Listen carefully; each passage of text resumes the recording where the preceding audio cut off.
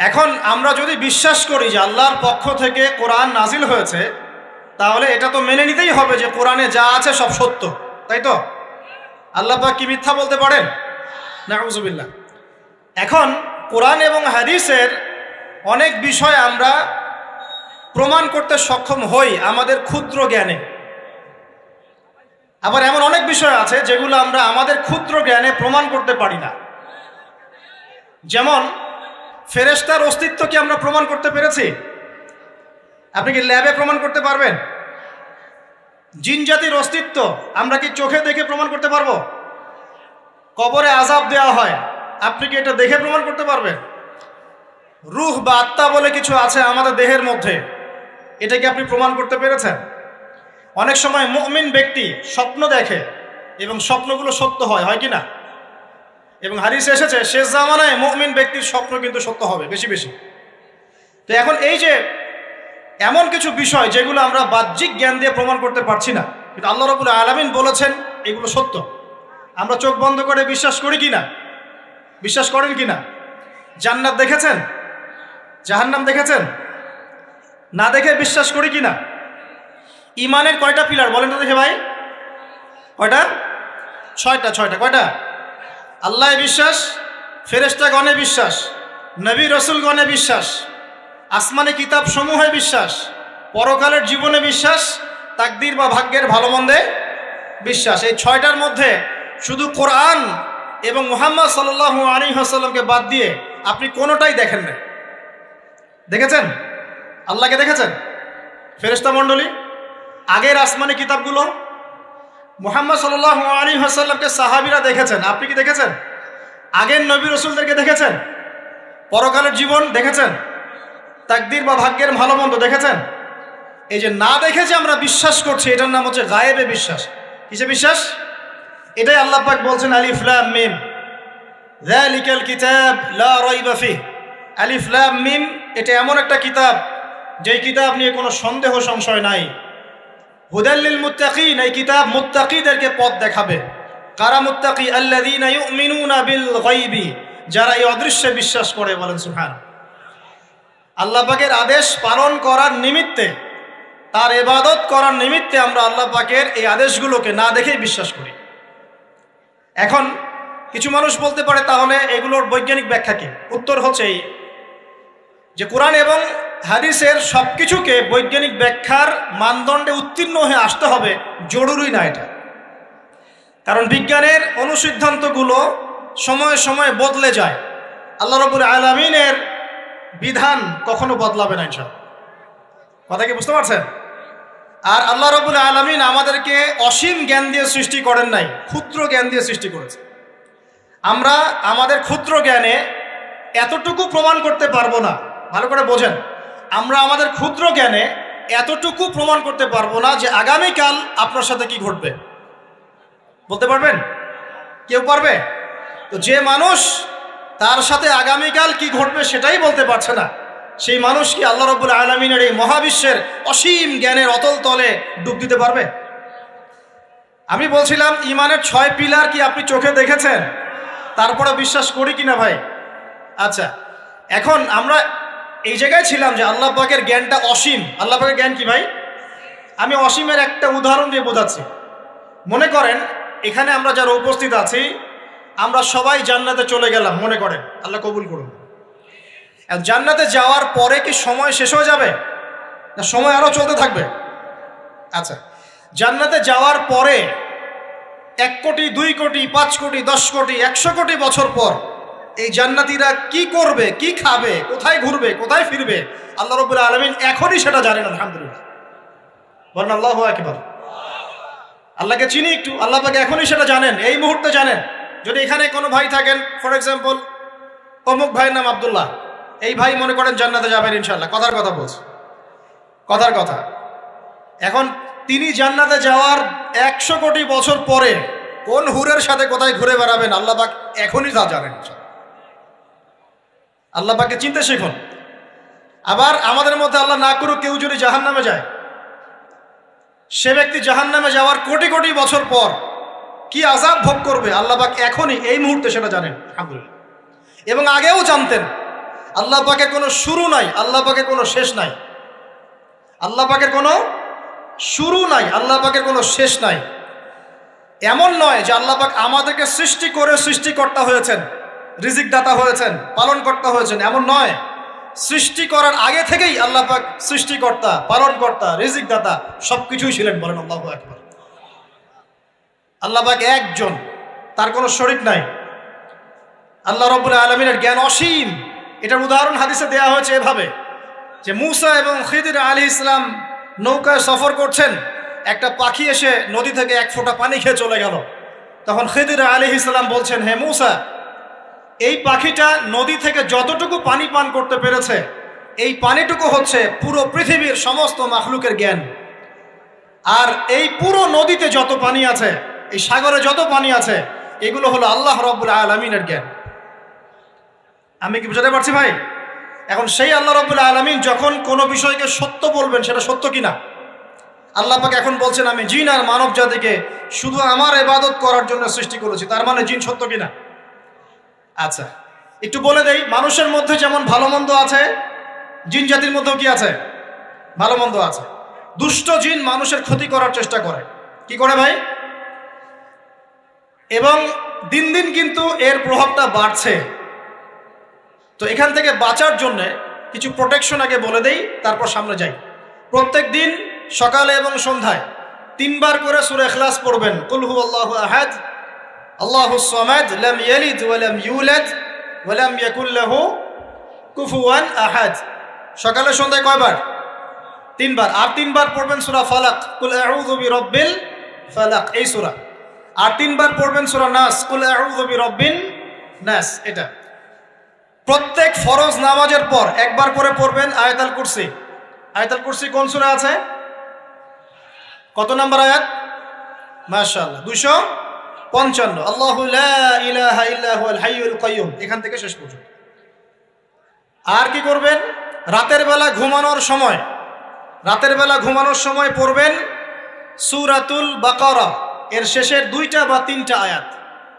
লিল্লাহি মা ফিস সামাওয়াতি ওয়া মা ফিল আরদ, এখান থেকে ফানসুরনা আলাল কওমিল কাফিরিন পর্যন্ত। নবী সাল্লাল্লাহু আলাইহি ওয়াসাল্লাম বলেছেন, রাতের বেলা কেউ যদি সূরা বাকারার শেষের এই 2টা 3টা আয়াত পড়ে ঘুমায়, সারা রাত আপনি যদি ইবাদতে থাকতেন যে নেকি পেতেন, এটা পড়ে ঘুমানোর ফলে সেই নেকি পাবেন ইনশাআল্লাহ। এখন বলেন দেখি, কতজনের সূরা বাকারার শেষের 3টা আয়াত মুখস্থ আছে? মাশাআল্লাহ। তো এখন বলেন আমাকে, আল কোরআনের আলো ঘরে ঘরে কি জ্বলবে? বলেন। শোনেন, আমার কথা রাগ করেন না।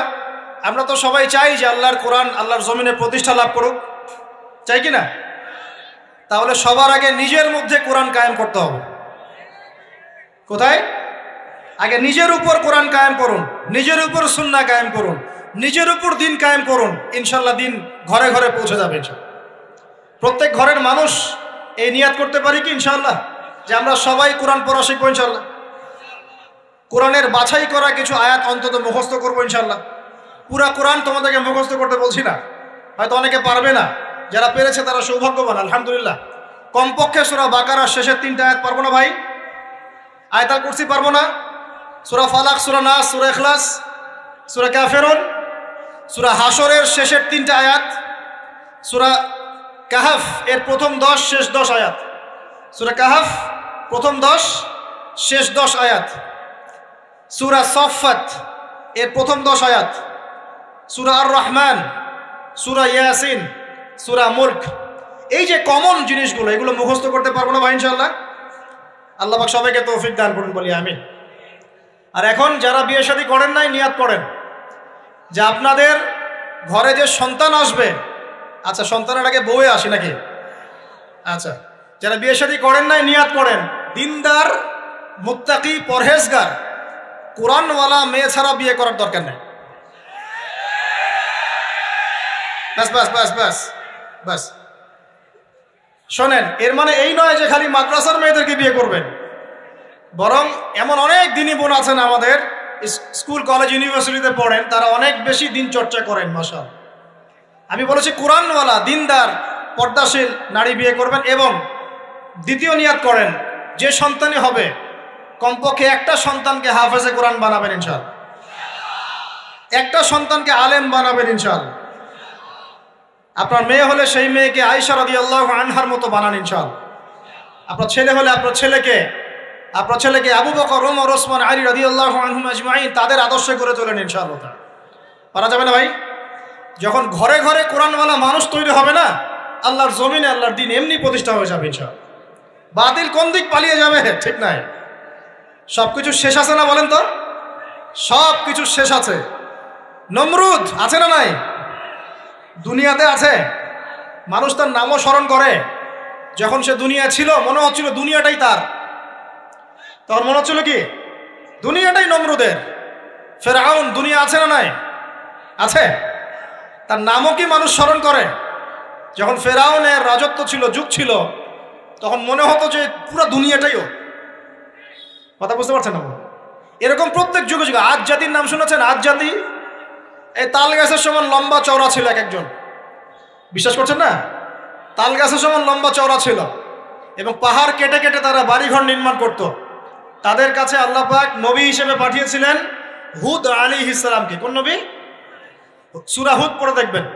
আপনি যদি কবিতা, সাহিত্য, ছন্দ এগুলো পছন্দ করেন তাহলে সূরা হুদ আপনার জন্য। সুবহানাল্লাহ। আপনি যদি কবিতা, সাহিত্য, ছন্দ, বালাগাত পছন্দ করেন, সূরা আর রহমান আপনার জন্য, সূরা হুদ আপনার জন্য, সূরা শুআরা এগুলো আপনার জন্য। এত চমৎকার কাব্যিক বিন্যাস আছে, কবিতার ছন্দে ছন্দে উপন্যাস ব্যাখ্যা করা হয়েছে বলে। সুবহানাল্লাহ। মানুষ তো কোরআনকে মূল্যায়ন করে না। আমি লাস্ট জুমার খুতবার একটা লেকচারে বলেছিলাম, সূরা ইউসুফ, এই যে এখন সারা বিশ্বে অর্থনীতি নিয়ে যে কত কথা হচ্ছে, অর্থনৈতিক সংকট, এইটা সেটা বলা হচ্ছে না, সবার ঘরে ঘরে এগুলো আলোচনা হয় তো মাশাআল্লাহ। আপনি বিশ্বাস করেন সূরা ইউসুফের মাত্র 4টা আয়াতের মধ্যে আল্লাহ পাক এই পুরো বিশ্বের অর্থনৈতিক সমস্যার সমাধান দিয়ে দিয়েছে।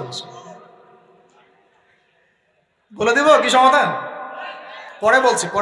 আগে আপনাদের এই পয়েন্টটা শেষ করি। ঘরে ঘরে কোরআনওয়ালা মানুষ তৈরি হবে তো ইনশাআল্লাহ। আল্লাহ কবুল করুন, বলি আমিন। কোরআনের এই বিশেষ সূরাগুলো মুখস্থ করতে পারবো তো ইনশাআল্লাহ ভাই? এগুলো নিয়মিত চর্চা করলে আপনাকে দুষ্ট জিন, জাদু, বদনজর এগুলো গ্রাস করবে না ইনশাআল্লাহ। আরেকটা বইয়ের নাম বলে দেই, বই কিনবেন। আমি যে প্রত্যেকটা লেকচারে একটা একটা করে 2টা করে বইয়ের নাম বলি, বইগুলো কিনবেন আল্লাহর রাস্তায়। আজকে শুধু একটা বইয়ের নাম বলবো না, আজকে আমি এমন একজন রাইটারের নাম বলে দিব যে রাইটারের সবগুলো বই বাসায় কিনবেন আপনারা ইনশাআল্লাহ। যদি আপনি এই রাইটারের, এই আলেমের সবগুলো বই বাসায় রাখতে পারেন এবং চর্চা করতে পারেন, ইনশাআল্লাহ আপনি সিরাতুল মুস্তাকিমেই থাকবেন ইনশাআল্লাহ। আমি আপনার জিম্মেদার হচ্ছি ইনশাআল্লাহ। যদি আপনি পথভ্রষ্ট না হয়ে যান, এই বইগুলোতে এত চমৎকার করে গাইডলাইন দেয়া আছে, আপনি ইনশাআল্লাহ সঠিক পথেই থাকবেন। নামটা বলে দিব। সবার প্রিয় আলেম, পুরো বিশ্বের, শুধু বাংলাদেশের নয়, অন্যতম একজন প্রিয় আলেম, বিদগ্ধ আলেমে দ্বীন আল্লামা মুফতি তকি উসমানী দামাত বারাকাতুহু। নাম শুনেছেন? এই নামটা শুনেছেন? আচ্ছা, তার অনেক বই আছে, প্রায় 200, 300, 400। সবগুলা বই বাসায় কিনবেন ইনশাআল্লাহ। ইবাদত নিয়ে বই আছে, মুআমালাত নিয়ে বই আছে, তাসাউফ নিয়ে বই আছে, জিকির নিয়ে বই আছে, অর্থনীতি নিয়ে বই আছে, ওয়ার্ল্ড অ্যাফেয়ার্স নিয়ে বই আছে, প্রতিটা সাবজেক্ট ধরে ধরে বই আছে। কোথায় পাবেন? এই তো অনলাইনে অনেক বুকশপ আছে না, এগুলোতে পাবেন। বাংলা বাজারে ঢাকায় পাবেন। এগুলো অনুবাদ হয়ে গেছে আলহামদুলিল্লাহ। এবং বাংলাদেশে অনেক স্টুডেন্ট আছে তার হাতে গড়া। তাদের এলেম, তাদের আমল, তাদের আখলাক দেখলে পরকালকে চেনা যায় মাশাআল্লাহ। বই কিনতে পারবেন তো একটু ইনশাআল্লাহ? আরে ভাই, ইউনিভার্সিটির ক্যান্টিনে বসলেই তো 100 টাকা শেষ হয় আপনার। আর ক্যান্টিনে যদি বোরখাওয়ালা কাউকে নিয়ে বসেন তাহলে তো শেষ। এখন সহি প্রেম করে মানুষ। এক ভাই প্রশ্ন করেছে সেদিন, কালকেই, যে সে দিনের পথে ফিরে এসেছে কিন্তু তার গার্লফ্রেন্ডকে ভুলতে পারে না। তো বলছে, ভাই তাকে দাওয়াত দেওয়ার খাতিরে হলেও কি ফোনে কথা বলা যাবে? কি উত্তর দিব বলেন? আপনি পবিত্র হতে যাচ্ছেন কি না? পবিত্র হতে যাচ্ছেন, পবিত্র পথে আসতে চাচ্ছেন, তাহলে অপবিত্র পথে আবার কেন ফিরে যাবেন? এগুলো কি হালাল না হারাম? আল্লাহ পাক বলেছেন, লা তাকরাবু জিনা, জিনার ধারের কাছেও যেও না, ধারের কাছেও যেও না। দেখেন, এই একই কথা আল্লাহ পাক আদম এবং হাওয়া আলাইহিস সালামকে এইরকম শব্দে বলেছিলেন, ওয়ালা তাকরাবা হাযিহি শাজারা, তোমরা এই গাছের ফল খেও না এমন নয়, তোমরা এই গাছের কাছেও যেও না। আমার কথা কি বুঝতে পারছেন? মানে এই বাঁশ অতিক্রম করে এসো না এমন নয়, এই বাঁশের কাছেও বসবা না। বুঝতে পারছেন কথা? একইভাবে আল্লাহ বলছেন ওয়ালা তাকরাবু জিনা, তোমরা জেনা করো না এমন নয়, জেনার কাছেও। ফিজিক্যাল রিলেশন তো অনেক দূরের কথা, হারাম। আপনি ফোনেও কথা বলবেন না, আল্লাহ পাক তৌফিক দান করুন। আপনি যদি পবিত্র থাকতে পারেন ইনশাআল্লাহ তাআলা আল্লাহ পাক আপনাকে আপনার উপযুক্ত পাত্রী দিবেন ইনশাআল্লাহ। আর যদি আপনি পবিত্র থাকতে না পারেন, এমন হতে পারে যে হয়তো আপনি পবিত্র কাউকে পান নাই, হতে পারে কি না? আচ্ছা প্রিয় ভাইয়েরা, বইটা কিনবেন, বইটার নাম, দোয়ার বইটার নাম হলো হিসনুল মুসলিম। কি নাম? হিসনুল মুসলিম। যদি কিনতে না পারেন, ওই যে প্লে স্টোরে ঢুকেন, প্লে স্টোরে ঢুকে দেখবেন যে একটা অ্যাপস আছে হিসনুল মুসলিম। এখানে যতগুলো দোয়া আছে সবগুলো দোয়া আগামী 1 বছরের মধ্যে মুখস্থ করবেন। রাজি আছেন কি না? আর এখানে সকাল সন্ধ্যায় পড়ার জন্য কিছু দোয়া আছে, সকাল সন্ধ্যায় পড়ার। এই দোয়াগুলো আল্লাহর ওয়াস্তে মুখস্থ করবেন, পারবেন ইনশাআল্লাহ? আল্লাহ তৌফিক দান করবেন, আমিন। আর একটা আমল বলে দিব, তারপর সামনে যাব। সেটা হলো 5 ওয়াক্ত নামাজ তো পড়েন মাশাআল্লাহ, নাকি? কারা কারা নামাজ 5 ওয়াক্ত পড়েন হাত তোলেন দেখি। আলহামদুলিল্লাহ, মাশাআল্লাহ, হাত নামান। আর যারা নামাজ পড়েন না তাদেরকে আমি একটা হাদিস শোনাবো, একটা হাদিস শুনবেন।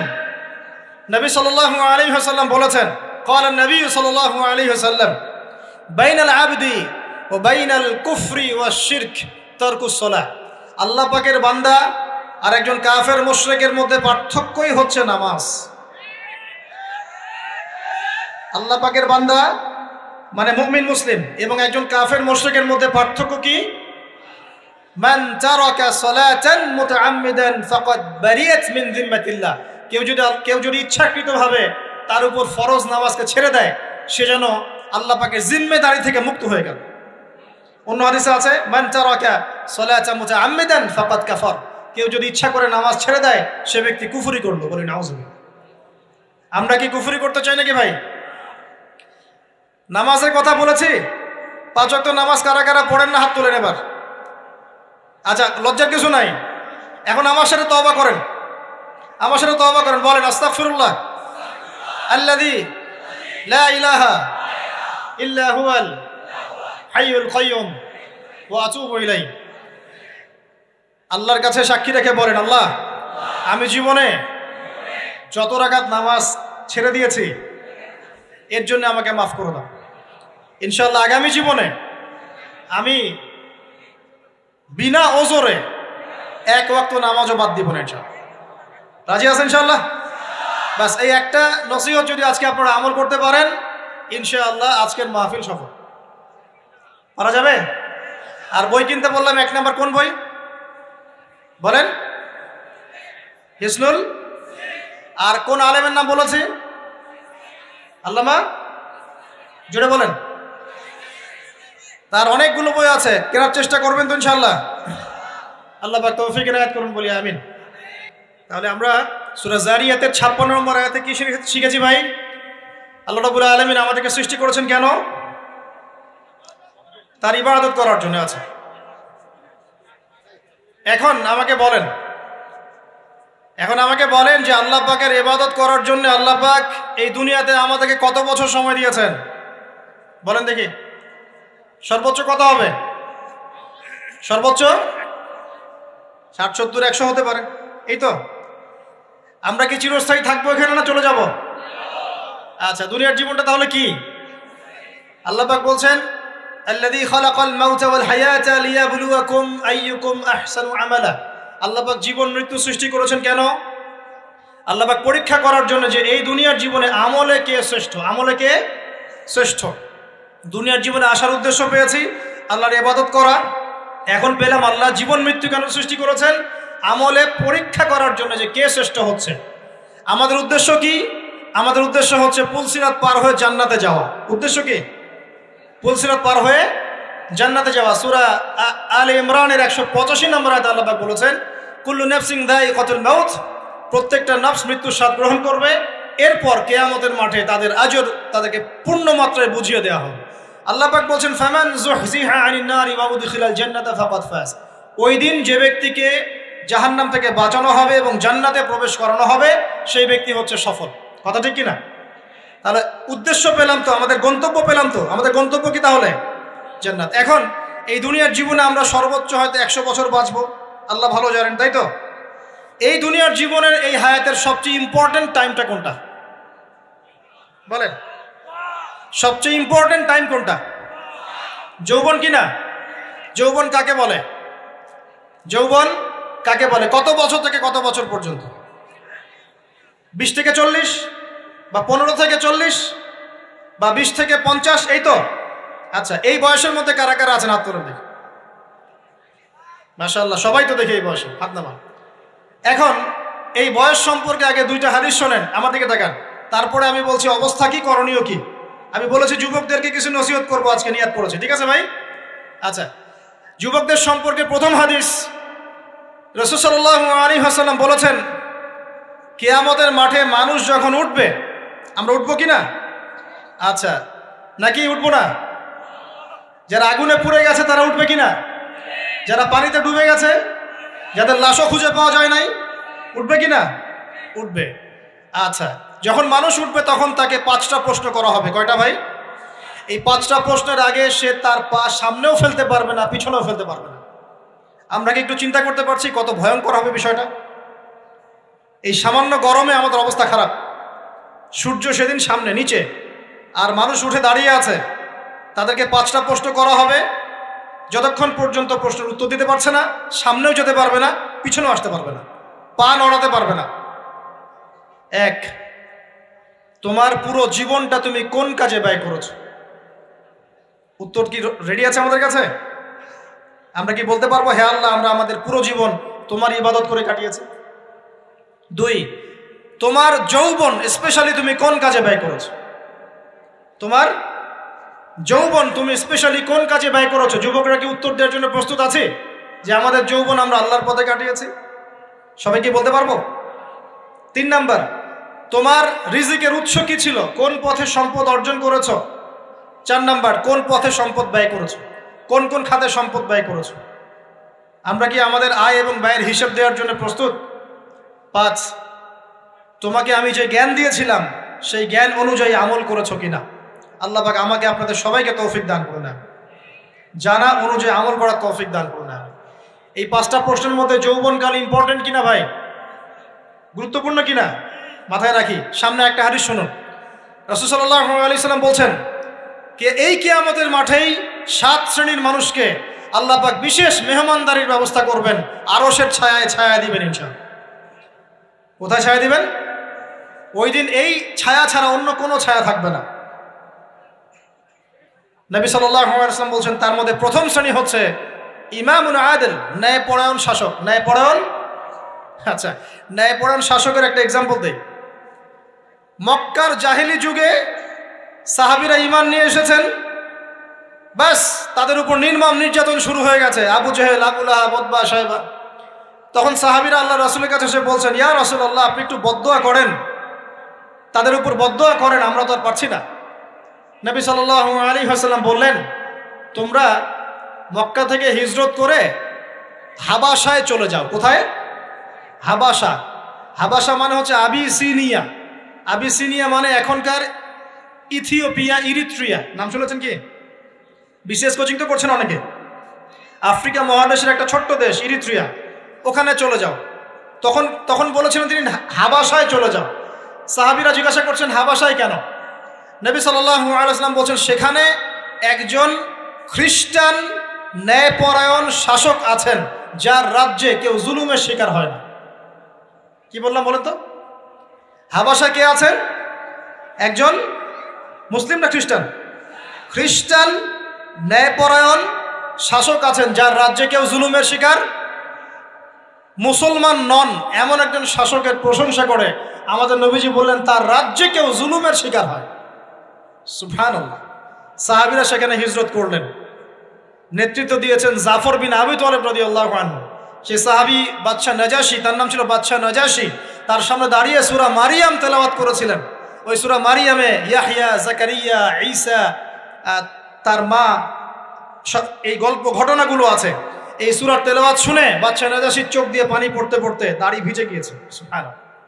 শেষে তিনি ঈমান নিয়ে আসেন, মুসলমান হন, আলহামদুলিল্লাহ। আমাদের নবীজি তার জানাজার নামাজ পড়েছিলেন, আমাদের নবীজি তার গায়েবানা জানাজার নামাজও পড়েছেন, বলেন সুবহানাল্লাহ। এখানে একটা পয়েন্ট খালি বলতে চাই, একজন অমুসলিম শাসক সম্পর্কে আমাদের নবীজি মন্তব্য করেছিলেন তার রাজ্যে কেউ জুলুমের শিকার হয় না। আর আজকের দিনে সারা বিশ্বের কোনো কোনো ক্ষেত্রে মুসলিম শাসকদের ব্যাপারেও এই কথা বলা যায় না যে তার রাজ্যে কেউ জুলুমের শিকার হয়। আল্লাহ পাক বলছেন আরশের ছায়া আমি ছায়া দিব 7 শ্রেণীর মানুষকে। কয় শ্রেণী? তার মধ্যে প্রথম শ্রেণী হচ্ছে ইমামুন আদিল, ন্যায়পরায়ণ শাসক। আল্লাহ পাক আমাদের সমস্ত শাসকদেরকে ন্যায়পরায়ণ হওয়ার তৌফিক দান করুন। 2 নাম্বার, সেই যুবককে আমি সেখানে আশ্রয় দিব যেই যুবক তার যৌবনকালটা আল্লাহর পথে কাটিয়ে দিয়েছে। এবার কি হাদিসটা আপনি পেয়েছেন? এর আগের হাদিস কি শুনলেন? পা নড়াতে পারবেন না যতক্ষণ পর্যন্ত এই প্রশ্নের উত্তর না দিচ্ছেন যৌবনকাল কোন পথে ব্যয় করেছেন। এখন যদি আল্লাহর পথে ব্যয় করেন তাহলে আরশের ছায়া ছায়া পাচ্ছেন, আলহামদুলিল্লাহ। বাকিগুলো কারা কারা একটু বলে দেই। 3 নাম্বার হচ্ছে সেই ব্যক্তি যে একজন আরেকজনকে মহব্বত করে, এক ব্যক্তি আরেক ব্যক্তিকে মহব্বত করে শুধুমাত্র আল্লাহর সন্তুষ্টির জন্য। কথা কি বুঝতে পারছেন? এই মহব্বত আবার এই ছেলে মেয়ের ফ্রি মিক্সিং না। কথা বুঝতে পারেননি? দিনের খাতিরে মহব্বত, আল্লাহর জন্য মহব্বত, আল্লাহর জন্য। এখানে 4 নাম্বার এমন ব্যক্তি যে এত গোপনে দান করে যে তার বাম হাত জানে না ডান হাত কি দান করেছে। আমরা তো এখন 1 টাকা দান করলে 100 টাকা ফুটাই। ফেসবুক আছে, মারাত্মক একটা জিনিস ফেসবুক, মানে এটা মানুষকে আর মানুষ রাখে নাই। যে ব্যক্তি ফেসবুকে আসক্ত তার সাথে কথাবার্তা বলা, লেনদেন, চলাফেরা খুব ডিফিকাল্ট। মানে কি বোঝেন আগে কথাটা? কেন ডিফিকাল্ট? কারণ সে এত বেশি আসক্ত এখানে যে পান থেকে চুন খসলে সে আপনাকে পাবলিকলি ধুয়ে রেখে দিবে। কিছু হইলে আপনাকে ফেসবুকে টেনে নিয়ে আসবে, ফেসবুকে সবাইকে বলবে উনি আমার সাথে এই কাজ করছে। আপনি বলারও টাইম পাবেন না যে আপনি নির্দোষ। তো খুব মুশকিল না এগুলা? আল্লাহ মাফ করুক আমাদেরকে। এমনভাবে দান করে যে বাম হাত জানে না ডান হাত কি দান করছে। 5 নাম্বার এমন ব্যক্তি যে এটা যুবক, এটাও যুবক, যাকে কোনো সুন্দরী নারী আহ্বান করছে জিনার জন্যে, সুন্দরী উচ্চ বংশের নারী, যে আসো আমার সাথে জেনা করো। ওই যে ইউসুফ আলাইহিস সালামের মতো, মনে আছে? ইউসুফ আলাইহিস সালামের ঘটনা মনে আছে? আচ্ছা, কিন্তু সেই যুবক বলে, সেই ব্যক্তি বলে ইন্নী আখাফুল্লাহ, আমি আল্লাহকে ভয় করি, আমি তোমার সাথে খারাপ কাজ করতে পারবো। এরকম ছেলে এবং এরকম মেয়ে এখন সমাজে খুঁজে পাওয়া যায়? হাতে গোনা, হাতে গোনা। আপনি অনলাইন ঘাটাঘাটি করেন, গুগল করেন, ক্রস চেক করেন, দেখবেন বাংলাদেশের 25 বছরের কম বয়সী ছেলে আর মেয়েদের জেনার হার কত আপনি বের করে দেখেন। 25 বছরের কম যে যুব সমাজ আমাদের সামনে আছে তাদের মধ্যে কত % যুবক এখন পর্যন্ত ফিজিক্যাল সম্পর্ক করেনি কারোর সাথে, আপনি খুঁজে বের করতে পারবেন। শুধু ছেলেদের ক্ষেত্রে এটা নয়, মেয়েদের ক্ষেত্রেও আছে। এই যে অনার্স লাইফ পার করার আগেই বহু মেয়ে সতীত্ব নষ্ট করে ফেলছে, বহু ছেলে সতীত্ব নষ্ট করে ফেলছে। কথাগুলো কি রাগ করছেন? আমি আপনাদের ভাই এবং আমি আপনাদেরকে মহব্বত করি। আমরা জেনার পথে যাব না, আমরা হালাল সম্পর্কে থাকবো ইনশাআল্লাহ। যখন আপনি জেনায় চলে যাবেন আপনার কলব থেকে আল্লাহ নূর নষ্ট হয়ে যাবে। এটা এমন একটা পাপ যেটা করার পর মানুষ আল্লাহর সামনে মাথা তুলে দাঁড়াতে পারে না, লজ্জায় চোখ নেমে যায়, ইবাদতে স্বাদ পায় না। যখন হারাম সম্পর্কে, ফ্রি মিক্সিং, এগুলোতে মানুষ থাকে, ইবাদতে মানুষ স্বাদ পায় না। দিনের পর দিন ইবাদত করে মনোযোগ আসে না, মন লাগে না, চোখ দিয়ে একটু পানি বের হয় না, আল্লাহর জন্য কাঁদতে পারে না, কারণ মনের মধ্যে তো নূর নাই। আর যখন একটা মেয়ে বেপরদায় থাকে, অনেক ইবাদত করলেও তার এই বেপরদায় থাকার কারণে সমাজের বহু মানুষের চোখের জেনা হয়ে যায়। এতে করে ওই সব মানুষের পাপের ফল এই মেয়েটাকে ভোগ করতে হয়।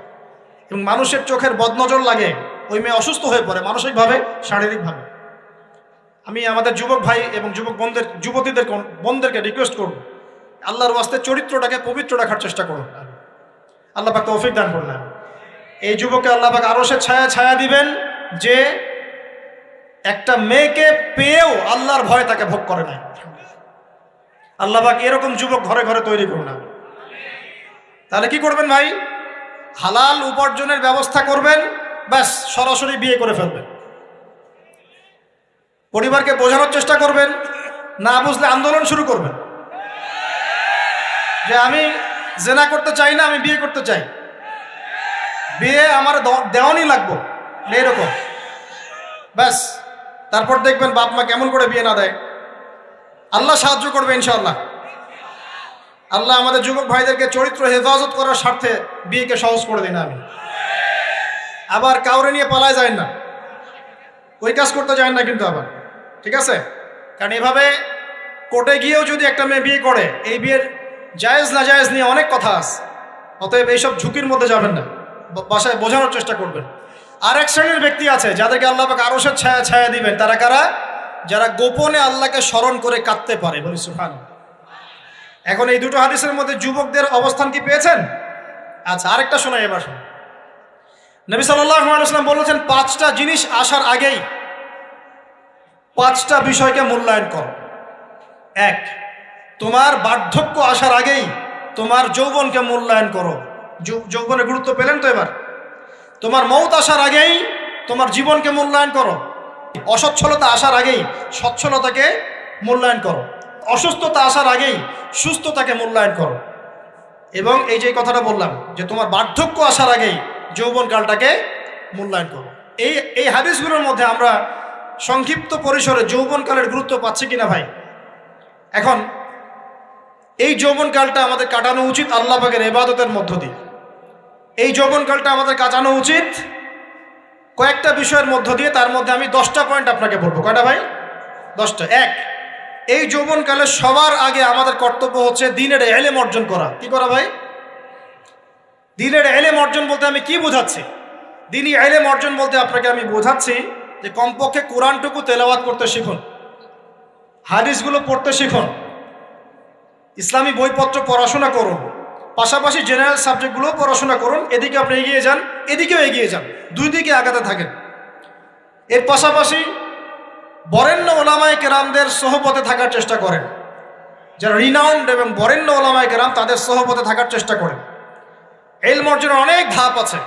শুরু করেন কোরআন তেলাওয়াত দিয়ে, তারপরে আস্তে আস্তে হাদিসে যান, কোরআনের তাফসিরে যান, ইতিহাস পড়েন, ইসলামের ইতিহাস পড়েন, ইসলামিক অর্থনীতি পড়েন, রাসূলের জীবনী সিরাত পড়ে দেখেন, ইসলামিক ফিখের বইগুলো পড়ে দেখেন। আস্তে আস্তে গ্র্যাজুয়ালি আপনি সামনে যান। এই সিলেবাসটা আপনি কোত্থেকে পাবেন? এই সিলেবাসটা দেখবেন প্রত্যেক জেলায় জেলায় বরেণ্য কওমি ওলামায়ে কেরাম আছেন না, তাদের সাথে পরামর্শ করবেন, আপনাকে সুন্দর সিলেবাস করে দেবে ইনশাআল্লাহ। এইভাবে আপনি পড়াশোনা করবেন এবং ওস্তাদের সাথে থেকে পড়াশোনা করবেন। একা একা সব কিছু করা যায়? একা একা সব কিছু করা যায় না। একটা সিলসিলা লাগে, একটা ওস্তাদের সোহবত লাগে নাকি? একা একা কি কোরআন সুন্নাহ সব বুঝে ফেলতে পারবেন আপনি? তাই মনে হয়? কখনোই না। অতএব বরেণ্য আলেমদের সোহবতও লাগবে, আবার আপনার চেষ্টাও লাগবে। আল্লাহ পাক তৌফিক দান করুন। এই যৌবনকালের প্রথম কাজ কি ভাই? ইলম অর্জন করা। 2 নম্বর, এই যৌবনকালে আমরা যে পরিমাণ ফিজিক্যালি ফিট থাকি, শরীরে শক্তি থাকে, উদ্যম থাকে, আমাদের বয়সটা 40-50 হয়ে গেলে সেটা থাকবে না। থাকবে? অতএব এই যৌবনকালে বেশি বেশি ইবাদত করতে থাকেন। আল্লাহ পাক তৌফিক দান করুন। এই যৌবনকালে 5 ওয়াক্ত নামাজ তো পড়বেনই, এর পাশাপাশি নফল নামাজগুলো পড়ার চেষ্টা করুন।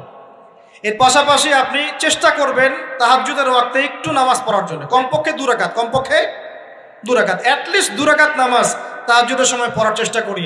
আল্লাহ আমাকে তৌফিক দিক, আপনাদের সবাইকে তৌফিক দান করুন।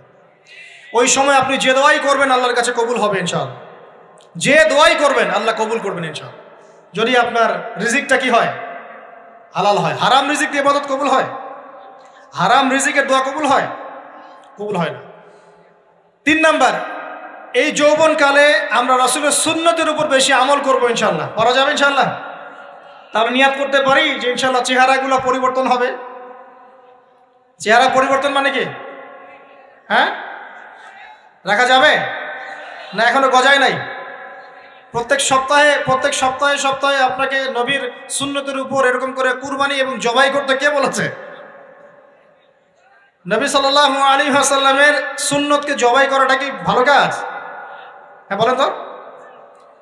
আমরা তো এমন অনেক নাপিত ভাইদেরকে চিনি যারা এই ধরনের বক্তব্যগুলো শুনে আলহামদুলিল্লাহ জীবন পরিবর্তন করেছেন। তার দোকানে লিখে দিয়েছেন এখানে চুল কাটা হয়, দাড়ি শেভ করা হয় না। খুশি হন নাই? মুসলিমদের কথা বলছি, অমুসলিমদেরকে নিয়ে আমাদের চিন্তা নাই তো? চিন্তা আছে। একটা কথা মনে রাখবেন, একটু কথাটা মনের কান দিয়ে শোনেন। দাড়ি হচ্ছে একমাত্র ভিজিবল সুন্নত। দাড়ি হচ্ছে একমাত্র ভিজিবল সুন্নত। ভিজিবল মানে কি? যা দেখা যায়। দাড়ি একমাত্র ভিজিবল সুন্নত, দৃশ্যমান সুন্নত, যেটা নিয়ে আপনি আমি কবরে যাবো ইনশাআল্লাহ। আর কোন সাইন দেখে বোঝার বুদ্ধি নাই এই ব্যক্তি কত বড় মুসলিম, কত বড় সুন্নতের পাবন ছিল। খালি কপালের সেজদার দাগ আর চেহারার দাড়ি বাকি থাকবে। কথা বুঝতে পারছেন ভাই? নিয়াত করা যায় একটু দাড়ি ছেড়ে দিব, নাকি দাড়ি রাখলে চাকরি পাবেন না? দাড়ি রাখলে মেয়ে দিবে না নাকি? তো যে মেয়ে দাড়ি রাখলে বিয়ে করতে চায় না তাকে বিয়ে করারও দরকার নাই। আর দাড়ি রাখলে যে চাকরি আপনাকে ছাড়তে হয় ওই চাকরিও করার দরকার নেই। চাকরির মধ্যে সব রিজিক আপনার মনে হয়? রিজিকের সবচেয়ে বড় অংশ আছে কিসের মধ্যে? বিজনেসের মধ্যে। যারা বিজনেস করে তাদের আন্ডারেই লক্ষ লক্ষ মানুষ চাকরি করে।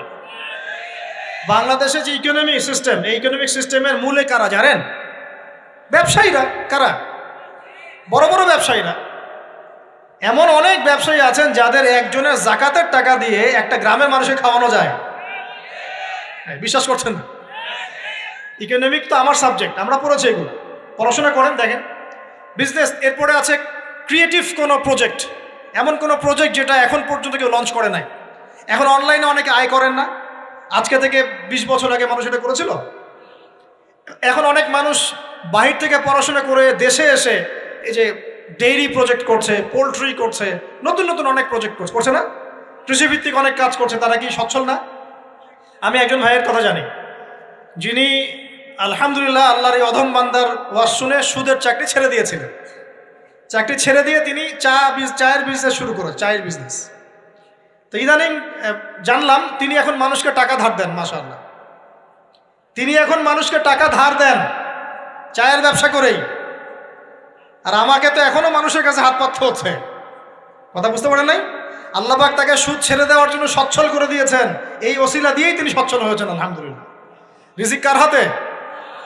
এটা বিশ্বাস করেন, রিজিক আল্লাহর হাতেই। আল্লাহ পাক চাইলে আপনাকে বেহিসাব রিজিক দিবেন ইনশাআল্লাহ। অতএব সুন্নতকে বিসর্জন দিয়ে নয়, সুন্নতে থাকেন, আল্লাহ পথ খুলে দিবেন ইনশাআল্লাহ। আল্লাহ পাক তৌফিক দান করুন। যুবক ভাইদেরকে বলছিলাম, তাহলে প্রথম কাজ আমাদের ইলম অর্জন করা, তারপরে কি ভাই? নামাজের পাবন্দ হওয়া, আর নামাজ ফরজের পাশাপাশি নফলগুলোও চর্চা করা। 3 নম্বর বলেছি রাসূলের সুন্নতের উপর একদম ইস্তেকামা, দৃঢ়ভাবে আমল করা। আর সুন্নত শিখতে হলেই তো 3 দিনের জন্য বেরিয়ে যান, 7 দিনের জন্য, 40 দিনের জন্য বেরিয়ে যান। সুন্নত শিখিয়ে আপনাকে বাসায় পাঠাই দেবে ইনশাআল্লাহ। পড়াবে না? অনেক মানুষ মনে করে যে তাদের ওখানে গেলে আমার আকীদা নষ্ট হয়ে যাবে। হ্যাঁ, তাই না? তারা বিভ্রান্ত। হ্যাঁ, নাউজুবিল্লাহ। স্বপ্নে পাওয়া ধর্ম, অনেকে টিটকারি মারে, স্বপ্নে পাওয়া ধর্ম। এইসব ব্যাঙ্গের ছাতার মতো আদর্শের দিকে মুখ ফিরাবেন না। মাকবুল জামা, যেগুলো মাকবুল জামা, ক্লাসিক্যাল ইসলামের মধ্যে থাকেন, আপনি বিভ্রান্ত হবেন না। তারা আপনাকে কখনো খারাপ কাজে আদেশ করেছে? কত চোর ডাকাত মদখোর মানুষ সেখানে গিয়ে 5 ওয়াক্ত নামাজি হয়ে গেছে, সুদের ব্যবসা ছেড়ে দিয়েছে, মাদক ছেড়ে দিয়েছে, আল্লাহর ওলি হয়ে গেছে আলহামদুলিল্লাহ। তো আপনাকে তারা সুন্নত শিখিয়ে বাসায় পাঠিয়ে দিবে। এছাড়া আপনি অন্যভাবে শিখতে চলে শিখবেন, সমস্যা কি? যদি মাদ্রাসায় পড়ার তৌফিক থাকে তাহলে পড়বেন। সবাই কি মাদ্রাসায় পড়ার তৌফিক পাবে? পাবে না। নিঃসন্দেহে কিছু মানুষ তৌফিক পাবে, কিছু মানুষ হয়তো পাবে না। যারা পাবে না তারা দিন শিখবে কিভাবে? এভাবেই তো শিখবে। সুন্নতের উপর আমল করতে হবে, এটা সবচেয়ে বড় কথা। আল্লাহ পাক আমাদের সবাইকে সুন্নাহর উপর আমল করার তৌফিক দান করুন। 4 নম্বর ভাই, যৌবনকালে আমরা আমাদের সময়গুলোকে মূল্যায়ন করবো ইনশাআল্লাহ। কথা বুঝতে পারছি ভাই? সময় মূল্যায়ন কেমন? আপনার দিন রাতের একটা রুটিন থাকবে, এলোমেলো লাইফ লিড করবেন না। এই যে আমরা, আল্লাহ মাফ করুক, আমরা এখন 3টায় 2টায় 4টায় ঘুমাই, 12টা 1টা 2টায় উঠি, নাউজুবিল্লাহ। এতে করে কি আমাদের রুটিন লাইফটা ঠিক আছে? আমাদের খাওয়ার ঠিক নাই, আমাদের ঘুমের ঠিক নাই, আমাদের মানে খাবারের যে অভ্যাস, খাদ্যাভ্যাসও ঠিক নাই। আমরা একটু খেলাধুলা আগে করতাম, সেটাও এখন করি না। সারাদিন ফোন নিয়ে বসে থাকি, আর এই যে ইউটিউব ফেসবুকে বসে থাকি। গোল হয়ে বসে লুডো খেলে। গোল হয়ে কি করে? লুডো খেলে, অনলাইনে গেমস খেলে, অনলাইনে পাবজি খেলে, ফ্রি ফায়ার খেলে। আগে তো তাও ছেলে পেলে একটু ফুটবল খেলতো, ক্রিকেট খেলতো, আমরাও তো খেলেছি। ওই সময় তাও আলহামদুলিল্লাহ আমাদের ফিজিক্যাল ফিটনেস অনেক ভালো ছিল। এখন ওগুলো বাদ দিয়ে যে মানুষ পর্নোগ্রাফি দেখছে, লুডো খেলছে, পাবজি খেলছে, ফ্রি ফায়ার খেলছে, সারাদিন অনলাইনে বসে অথর্বর মধ্যে বসে আছে, এটা কি ভালো হচ্ছে? এজন্য অ্যাটলিস্ট ফজরের নামাজ পড়ে জিকির আজগার করে পড়াশোনা করে আধা ঘন্টা 1 ঘন্টা একটু খেলাধুলা করলে কি সমস্যা? একটু ফুটবল খেলেন, দৌড়াদৌড়ি করেন, জগিং করেন, একটু ব্যায়াম করেন। আল্লাহ পাক আপনাদের যৌবনে বরকত দান করুন, আমিন। এই কাজগুলো করতে হবে কিনা? ভালো না খারাপ? করেন। আর নিয়মতান্ত্রিক লাইফ লিড করবো আমরা, নিয়মতান্ত্রিক। আমার জীবনে একটা রুটিন থাকবে, এই রুটিনের বাইরে যাব না। পড়াশোনার রুটিন থাকবে, খেলার বা এক্সারসাইজ রুটিন থাকবে, খাওয়া দাওয়ার রুটিন থাকবে, দাওয়ার রুটিন থাকবে, আমি আলেমুল আমাদের কাছে যাব, এই রুটিন থাকবে। একটা রুটিন লাইফ লিড করবেন, এলোমেলো জীবনযাপন করবেন না। আল্লাহ পাক আমাকে তৌফিক দান করুন, আপনাদের সবাইকে তৌফিক দান করুন। কয়টা বলেছি ভাই? বলেন। 6 নাম্বার, যৌবনকালে সবচেয়ে বেশি বেঁচে থাকবো নারীর ফিতনা থেকে। কি থেকে ভাই? যৌবনকালে সবচেয়ে বেশি বেঁচে থাকবো কি থেকে? একটা হাদিস বলি, নবী সাল্লাল্লাহু আলাইহি ওয়াসাল্লাম বলেছেন, মা তারাকতু বা'দি ফিতনাতান আদাররু আলা রিজালি মিনান নিসা। আমি আমার পরে, নবীজি বলছেন, আমি আমার পরে পুরুষদের জন্য নারীদের চেয়ে ভয়ঙ্কর কোনো ফিতনা রেখে যাই নাই। কেমন ফিতনা? আপনি একটু অনেস্টলি বলেন তো দেখি, যে আমরা যারা পর্নোগ্রাফিতে টুকটাক আসক্ত বা এ ধরনের অনলাইনে বা অফলাইনে এই ধরনের হারাম সম্পর্কের সাথে আছি, মন থেকে কি আপনি ফিল করেন যে আল্লাহ আপনার সাথে আছেন? বলেন তো দেখি, অনেস্টলি বলেন। আপনি যখন নামাজ পড়ে বাসায় ফিরে যান, ফিরে যেতে যেতে যদি আপনার চোখে খারাপ কিছু পড়ে, আপনার মনের নূরটা নষ্ট হয়, আপনি বুঝতে পারেন না? বুঝতে পারেন না? যখন আপনি এরকম হারাম কোনো সম্পর্কে আছেন, নাউজুবিল্লাহ, আপনার মনটা যে শক্ত হয়ে গেছে, আপনি বুঝতে পারেন না? আল্লাহর ওয়াস্তে নারী জাতির ফিতনা থেকে সর্বোচ্চ দূরত্ব অবলম্বন করবেন। আল্লাহ পাক তৌফিক দান করুন। কি করব তাহলে আমরা? ওই যে বলেছি, হালাল সম্পর্ক করতে পারলে হালাল, যদি করতে না পারি সবর করবেন। কি করবেন? সবর করবেন, ভালো কাজে ব্যস্ত থাকবেন, বেশি বেশি রোজা রাখবেন। কি করবেন? বেশি বেশি রোজা রাখবেন। সোমবারে রোজা রাখবেন, বৃহস্পতিবারে রোজা রাখবেন। এভাবে আপনি আপনার জীবনটা গুছিয়ে নেন, আল্লাহ পাক প্রবৃত্তিকে নিয়ন্ত্রণ করার ক্ষমতা দিবেন ইনশাআল্লাহ। এরপরেও যদি ভুল হয়ে যায়, হতে পারে এই যুগটা ফিতনার যুগ, চরম ফিতনার যুগ। যদি কোনো ভুল হয়ে যায়, খবরদার আপনি হতাশ হবেন না। ভুল হয়ে গেলে কখনো হতাশ হবেন না। হতাশা শয়তানের পক্ষ থেকে আসে, কখনো হতাশ হবেন না। দেন ওযু করে জায়নামাজে দাঁড়িয়ে 2 রাকাত নামাজ পড়ে আল্লাহকে বলবেন, আল্লাহ আমার ভুল হয়ে গেছে, আমাকে মাফ করে দাও। পারা যাবে ইনশাআল্লাহ। জীবনে কখনো হতাশ হবেন না। জীবনে যাই হয়ে যাক না কেন, কখনো হতাশ হবেন না। মনে রাখবেন, আল্লাহ আপনার রব, আল্লাহ আপনার সাথে আছেন ইনশাআল্লাহ। অতএব নারীর ফিতনা থেকে নিজেকে বাঁচিয়ে রাখার চেষ্টা করুন, আল্লাহ পাক তৌফিক এনায়েত করুন। 7 নাম্বারটা হচ্ছে, এই সমাজ আপনাকে যেভাবে শেখায়, কিভাবে শেখায়? এই যে স্কুল, কলেজ, ইউনিভার্সিটি, চাকরি, বিয়ে, সন্তান প্রতিপালন, আর তারপর ইন্না লিল্লাহি ওয়া ইন্না ইলাইহি রাজিউন, এই তো শেখায় নাকি? সবসময় মনে রাখবেন যে আল্লাহ রাব্বুল আলামিনের পরিকল্পনাই আপনার উপরে সবচেয়ে বেশি অগ্রাধিকার যোগ্য, সমাজের পরিকল্পনা নয়। পরিবার আপনাকে চাপ দিচ্ছে, চাকরি পাস না, পড়াশোনা করিস না, হ্যাঁ পড়াশোনায় কেন তুই 80 নাম্বার পাইলি না, কেন চান্স পেলি না, কবে চাকরি পাবি, কবে আমাদেরকে দেখবি, খাওয়াবি, পড়াবি, এই যে চাপগুলো চারপাশ থেকে আসে কিনা? অনেক যুবক দেখা যায় মাদকাসক্ত হয়, অনেকে দেখা যায় আত্মহত্যা করছে ইদানিং, করছে কিনা ভাই? এই শব্দটা থেকে আমি এই পয়েন্টটা আজকে লিখেছিলাম যে ভুলেও আল্লাহর প্রতি বিশ্বাস এবং তাওয়াক্কুল হারাবেন না। সমাজ যেভাবে শেখায়, সমাজ চারপাশে যে চাপ আপনাকে দিচ্ছে, এই চাপে নিজে গা ভাসিয়ে দিবেন না। আপনি আল্লাহর কাছে দোয়া করবেন, আল্লাহর কাছে পথ চেয়ে নেবেন এবং আল্লাহর প্রতি তাওয়াক্কুল ভরসা করবেন। কখনো আত্মহত্যার পথ বেছে নেবেন। কি হয়েছে? 80 নাম্বার পান নাই তো কি হয়েছে? আপনি চেষ্টা করেছেন কিন্তু চান্স পান নাই তো কি হয়েছে? চেষ্টা তো করেছেন আপনি চেষ্টা করেছেন ইউনিভার্সিটিতে চান্সের জন্য, আপনি চান্স পাই নাই, চেষ্টা করেছেন না আপনি? বাস, চেষ্টা করেছেন, পাই নাই, তাকদিরে ছিল পাই নাই, বাস। আমি আমার চেষ্টা করেছি। কখনোই আত্মহত্যার পথ বেছে নেবেন না। আর আমরা পিতা মাতাদেরকে রিকোয়েস্ট করব, কোনো অবস্থাতেই সন্তানকে এত বেশি চাপ দিবেন না যে সন্তানটার এই কোমরটাই ভেঙে চলবে। এই সমস্যাগুলো দিন দিন বাড়ছে সমাজের মধ্যে। কেন এত চাপ দিচ্ছেন? তার প্রতিভা কোথায় খুঁজে বের করুন। তাকে জোর করে কেন টেনে লম্বা করার চেষ্টা করছেন? আমাদের সমাজে বাচ্চা হয়ে গেলেই তার পিঠে একটা সিল মেরে দেয়, হয় ডাক্তার না হলে ইঞ্জিনিয়ার। কেন? এর বাইরে কোনো প্রফেশন নাই? আমার সন্তানকে হয় ঢাকা বিশ্ববিদ্যালয়ে চান্স পেতে হবে, না হলে বুয়েটে, না হলে এখানে। এর বাইরে আর কোথাও পড়ারই জায়গা নাই। আর এখানে পড়লেই আমার সে ছেলে বা আমার মেয়ে একদম সবচেয়ে বড় জ্ঞানী হবে, অন্য কোনোভাবে হবে না, এটা গ্যারান্টি দেওয়া আছে? যারা সভ্যতা বিনির্মাণ করেছেন তারা কয়জন বড় বড় ডিগ্রি সার্টিফিকেট পেয়েছেন খুঁজে বের করে দেখেন, দেখেন খুঁজে বের করে। আমরা ফিলোসফির মধ্যে যে ফিলোসফারদের হিস্ট্রি পড়েছিলাম তাদের মধ্যে বেশিরভাগই দেখা যায় স্কুলেও যায় নাই, কলেজেও যায়। আছে না এমন? আছে। আমি বলছি না আপনারা যাবেন না, আমি বলছি জ্ঞানের মানদণ্ড এটাই নয় যে আমার সার্টিফিকেট অর্জিত হয়েছে, সার্টিফিকেটটাই জ্ঞানের মানদণ্ড নয় তো। হ্যাঁ, প্রতিযোগিতার একটা জগৎ আছে, আমাকে সে জগৎ উতরাতে হবে। আপনি চেষ্টা করবেন, যদি না হয় তাকদিরে ছিল, হয় নাই, বাস হয় না। আমাকে আল্লাহ পাঠিয়েছেন তার ইবাদত করার জন্য, এখানে আত্মহত্যা করার জন্য আল্লাহ আমাকে পাঠান নাই। আমার জীবন যদি দিতেই হয় তাহলে আল্লাহর জন্য দিব ইনশাআল্লাহ। ঠিক আছে কথা? ব্যাস, দুনিয়ার জন্য নয়। আল্লাহ পাক বোঝার তৌফিক দান করুন। কটা বললাম? 7টা না 8টা? 7টা। 8 নাম্বার, 8 নাম্বারটা ইম্পর্টেন্ট এবং এটা আপনাদের জন্য মজাদার। সেটা হলো 8 নাম্বারটা বেশি ইম্পর্টেন্ট। এটা হচ্ছে দিনের পথে চলার ক্ষেত্রে আপনি অনেক রকম মতবাদ পাবেন সামনে। কেউ বলবে আমারটা সঠিক, কেউ বলবে না ওরটা নয়, আমারটা সঠিক, কেউ বলবে না আমার দলটা সঠিক, কেউ বলবে না ওর সংগঠন সঠিক। এগুলো আপনার কান ভারী করে ফেলবে একদম। তখন মনে হবে যে আগেই ভালো ছিলাম রে ভাই, নামাজ পড়তাম না, এখন নামাজ পড়া শুরু করে দেখলাম যে আরে হাতটা বাঁধবো কোথায় এটাই তো ফিক্স করতে পারতেছি না। এখন আমার কিছু তো অভিজ্ঞতা আছে ভাই, নাকি ভাই? ওর আলোকে একটা কথা বল, সেটা হলো সমাজে কিছু ইখতিলাফি মাসআলা আছে, এই মাসআলাগুলো কানেও ঢুকাবেন না। আপনি ইবাদতের মধ্য দিয়ে আল্লাহকে পাওয়ার চেষ্টা করুন।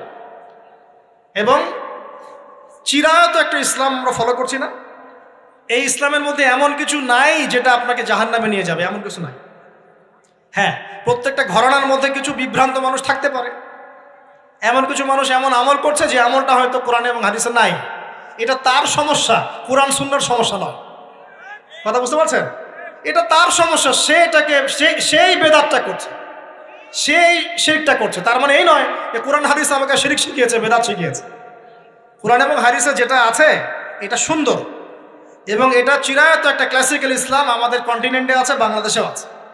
এখানে থাকলে আপনি বিভ্রান্ত হবেন না ইনশাআল্লাহ তাআলা। বরেণ্য ওলামায়ে কেরামদের কাছে গিয়ে অন্তত একজন হকপন্থী আলেমের সাথে পরামর্শ করে আপনি আমল করার চেষ্টা করুন। আর যে বিষয়গুলো নিয়ে ইখতিলাফ আছে এগুলো নিয়ে সমাজে মতপার্থক্য সৃষ্টি করে সমাজটাকে বিভক্ত করতে যায় না। আল্লাহর ওয়াস্তে মসজিদ ভাগ করতে যায় না, সমাজকে ভাগ করতে যায় না। জাতিগত ঐক্যটা রক্ষা করেন, আল্লাহ পাক বোঝার তৌফিক দান। আর যদি মানুষের মধ্যে খারাপ কিছু দেখি, ওই খারাপ কিছু বিষয়টা আমি এড়িয়ে যাবো ইনশাআল্লাহ। আর কোনটা ভালো কোনটা খারাপ আমি বুঝবো কিভাবে? আমি 10 জন আলেমের সাথে পরামর্শ করবো, বাস। আমি এত বড় আলেম নই, তাহলে আমি 10 জন আলেমের সাথে পরামর্শ করব যে হুজুর এই বিষয়টা চলছে, এটা সম্পর্কে আসলে বিষয়টা কি। একটা ঘরানার দিকে কখনো আপনি সাম্প্রদায়িকভাবে বায়াস্ট হয়ে যাবেন না। আপনি আপনার চিন্তাটাকে লিবারেল রাখবেন, হকটা যেখানে পাবো সেটা নিব ইনশাআল্লাহ। এমন নয় যে উনি বলেছেন বলেই হক আর কারোটা নিব না, ওনারটাই নিব, এভাবে চিন্তা করবেন না। হক যেখানে আছে সেখানে যাবেন আপনি ইনশাআল্লাহ। আল্লাহ পাক আমাদেরকে বোঝার তৌফিক দান। আর যে ইখতিলাফগুলো আছে এগুলো নিয়ে সমাজকে বিভক্ত করতে যায় না, মতানৈক্য নিয়েই ঐক্য হবে ইনশাআল্লাহ তাআলা। আল্লাহ পাক আমাদেরকে কথাটা বোঝার তৌফিক দান। আর শেষের দুটো হলো যৌবনকালে আমরা আমাদের পরবর্তী জীবনের প্রস্তুতি গ্রহণ করবো ইনশাআল্লাহ। কারণ বার্ধক্যের জীবনে আপনি কিন্তু এই কাজগুলো এখন করতে পারছেন, সেগুলো পরে পারবেন না। অতএব এই সময়ই আপনি আপনার রিজিকের একটা অংশ সঞ্চয় করার চেষ্টা করুন, কিছু সাস্টেইনেবল অ্যাসেট করার চেষ্টা করুন, যাতে পরবর্তী বয়সে গিয়ে আপনাকে দিনের দিকে কাজ করার জন্য দুনিয়ার ফিতনায় পড়তে না হয়। আল্লাহ পাক আপনাদেরকে হালাল রিজিকের ব্যবস্থা করে দিন, আমি দোয়া করি আল্লাহুম্মা আমিন। আর সবশেষ যেটা বলতে চাচ্ছিলাম, দেখুন যৌবনকালে আমরা যা করতে পারবো অন্য সময় পারি না। তাই এই যৌবনেই ইলম অর্জন করে আল্লাহ পাকের দ্বীনের এই দাওয়াতের মেহনত আমরা শহরে শহরে, গ্রামে গঞ্জে, জেলায় উপজেলায়, প্রত্যন্ত অঞ্চলে সমস্ত জায়গায় পৌঁছে দেবো ইনশাআল্লাহ। যৌবনকালে আমরা বেশি বেশি দাওয়াতি কাজ করার চেষ্টা করবো, আল্লাহ পাক তৌফিক দান করুন। যতটুকু জানেন, আপনি এতটুকু জানেন না যে নামাজ পড়তে হয় 5 ওয়াক্ত, তাহলে নিজে পড়েন, মানুষকে নামাজের দাওয়াত দেন। আপনি এতটুকু জানেন না যে ভাই সুদ খাওয়া হারাম, জানেন কি না ভাই? ব্যাস আপনি মানুষকে বলেন যে ভাই হালাল খাই, সুদ না খাই। আপনি এতটুকু জানেন না যে জেনা করা হারাম, বাস আপনি আপনার বন্ধুকে দাওয়াত দেন, ভাই জেনার দিকে যাস না এবং হারাম অ্যাফেয়ার্সে যাস না। যতটুকু জানেন অতটুকু মানুষের কাছে পৌঁছে দেন। আল্লাহ পাক তৌফিক দান করুন। যুবক ভাইদেরকে আমি এই 10টা নসিহত করলাম আছে, এই নসিহতগুলো একটু মেনে চলেন, যৌবনটা সুন্দর হবে ইনশাআল্লাহ। এছাড়া আর অনেক নসিহত আছে, এগুলো ওই যে বইগুলোর নাম বলে দিয়েছি, আল্লামা তাকি উসমানী হুজুরের যে বইগুলো, এগুলো পড়েন, ইনশাআল্লাহ দেখবেন আরো অনেক হেদায়েত আপনি পাবেন। মোটা দাগে কথা হচ্ছে ইলম অর্জন করতে হবে। রাজি আছে কিনা ভাই? রাজি আছে কিনা বলেন? ইলম অনুযায়ী আমল বাড়িয়ে দিব। রাজি আছে কিনা? হকপন্থী ওলামায়ে কেরামের সাথে পরামর্শ করে চলবো। রাজি আছে কিনা? আমরা যৌবনকালে হালাল রিজিক অন্বেষণের চেষ্টা করবো। রাজি আছে কিনা? যৌবনের সময়কে বিন্যাস করে চলবো, এলোমেলো জীবনযাপন করবো না। রাজি আছে কিনা? নারীদের ফিতনা থেকে বেঁচে থাকার চেষ্টা করব। রাজি আছে কিনা? আগামী দিনের জন্য, ইসলামকে এগিয়ে নেওয়ার জন্য দাওয়াতের মেহনত করব। রাজি আছে কিনা? আচ্ছা, এখন আসেন, এগুলো আমাদের করণীয় ছিল, আমাদের যুবকরা এখন করছে কি সেটা শুনুন। আমাদের যুবকরা এখন কিশোর গ্যাং করছে। কিশোর গ্যাং কি করছে? আপনাদের পরিবারের কর্তা যারা আছেন তাদেরকে আমি একটু রিকোয়েস্ট করবো, আপনার সন্তানের দিকে খেয়াল রাখেন।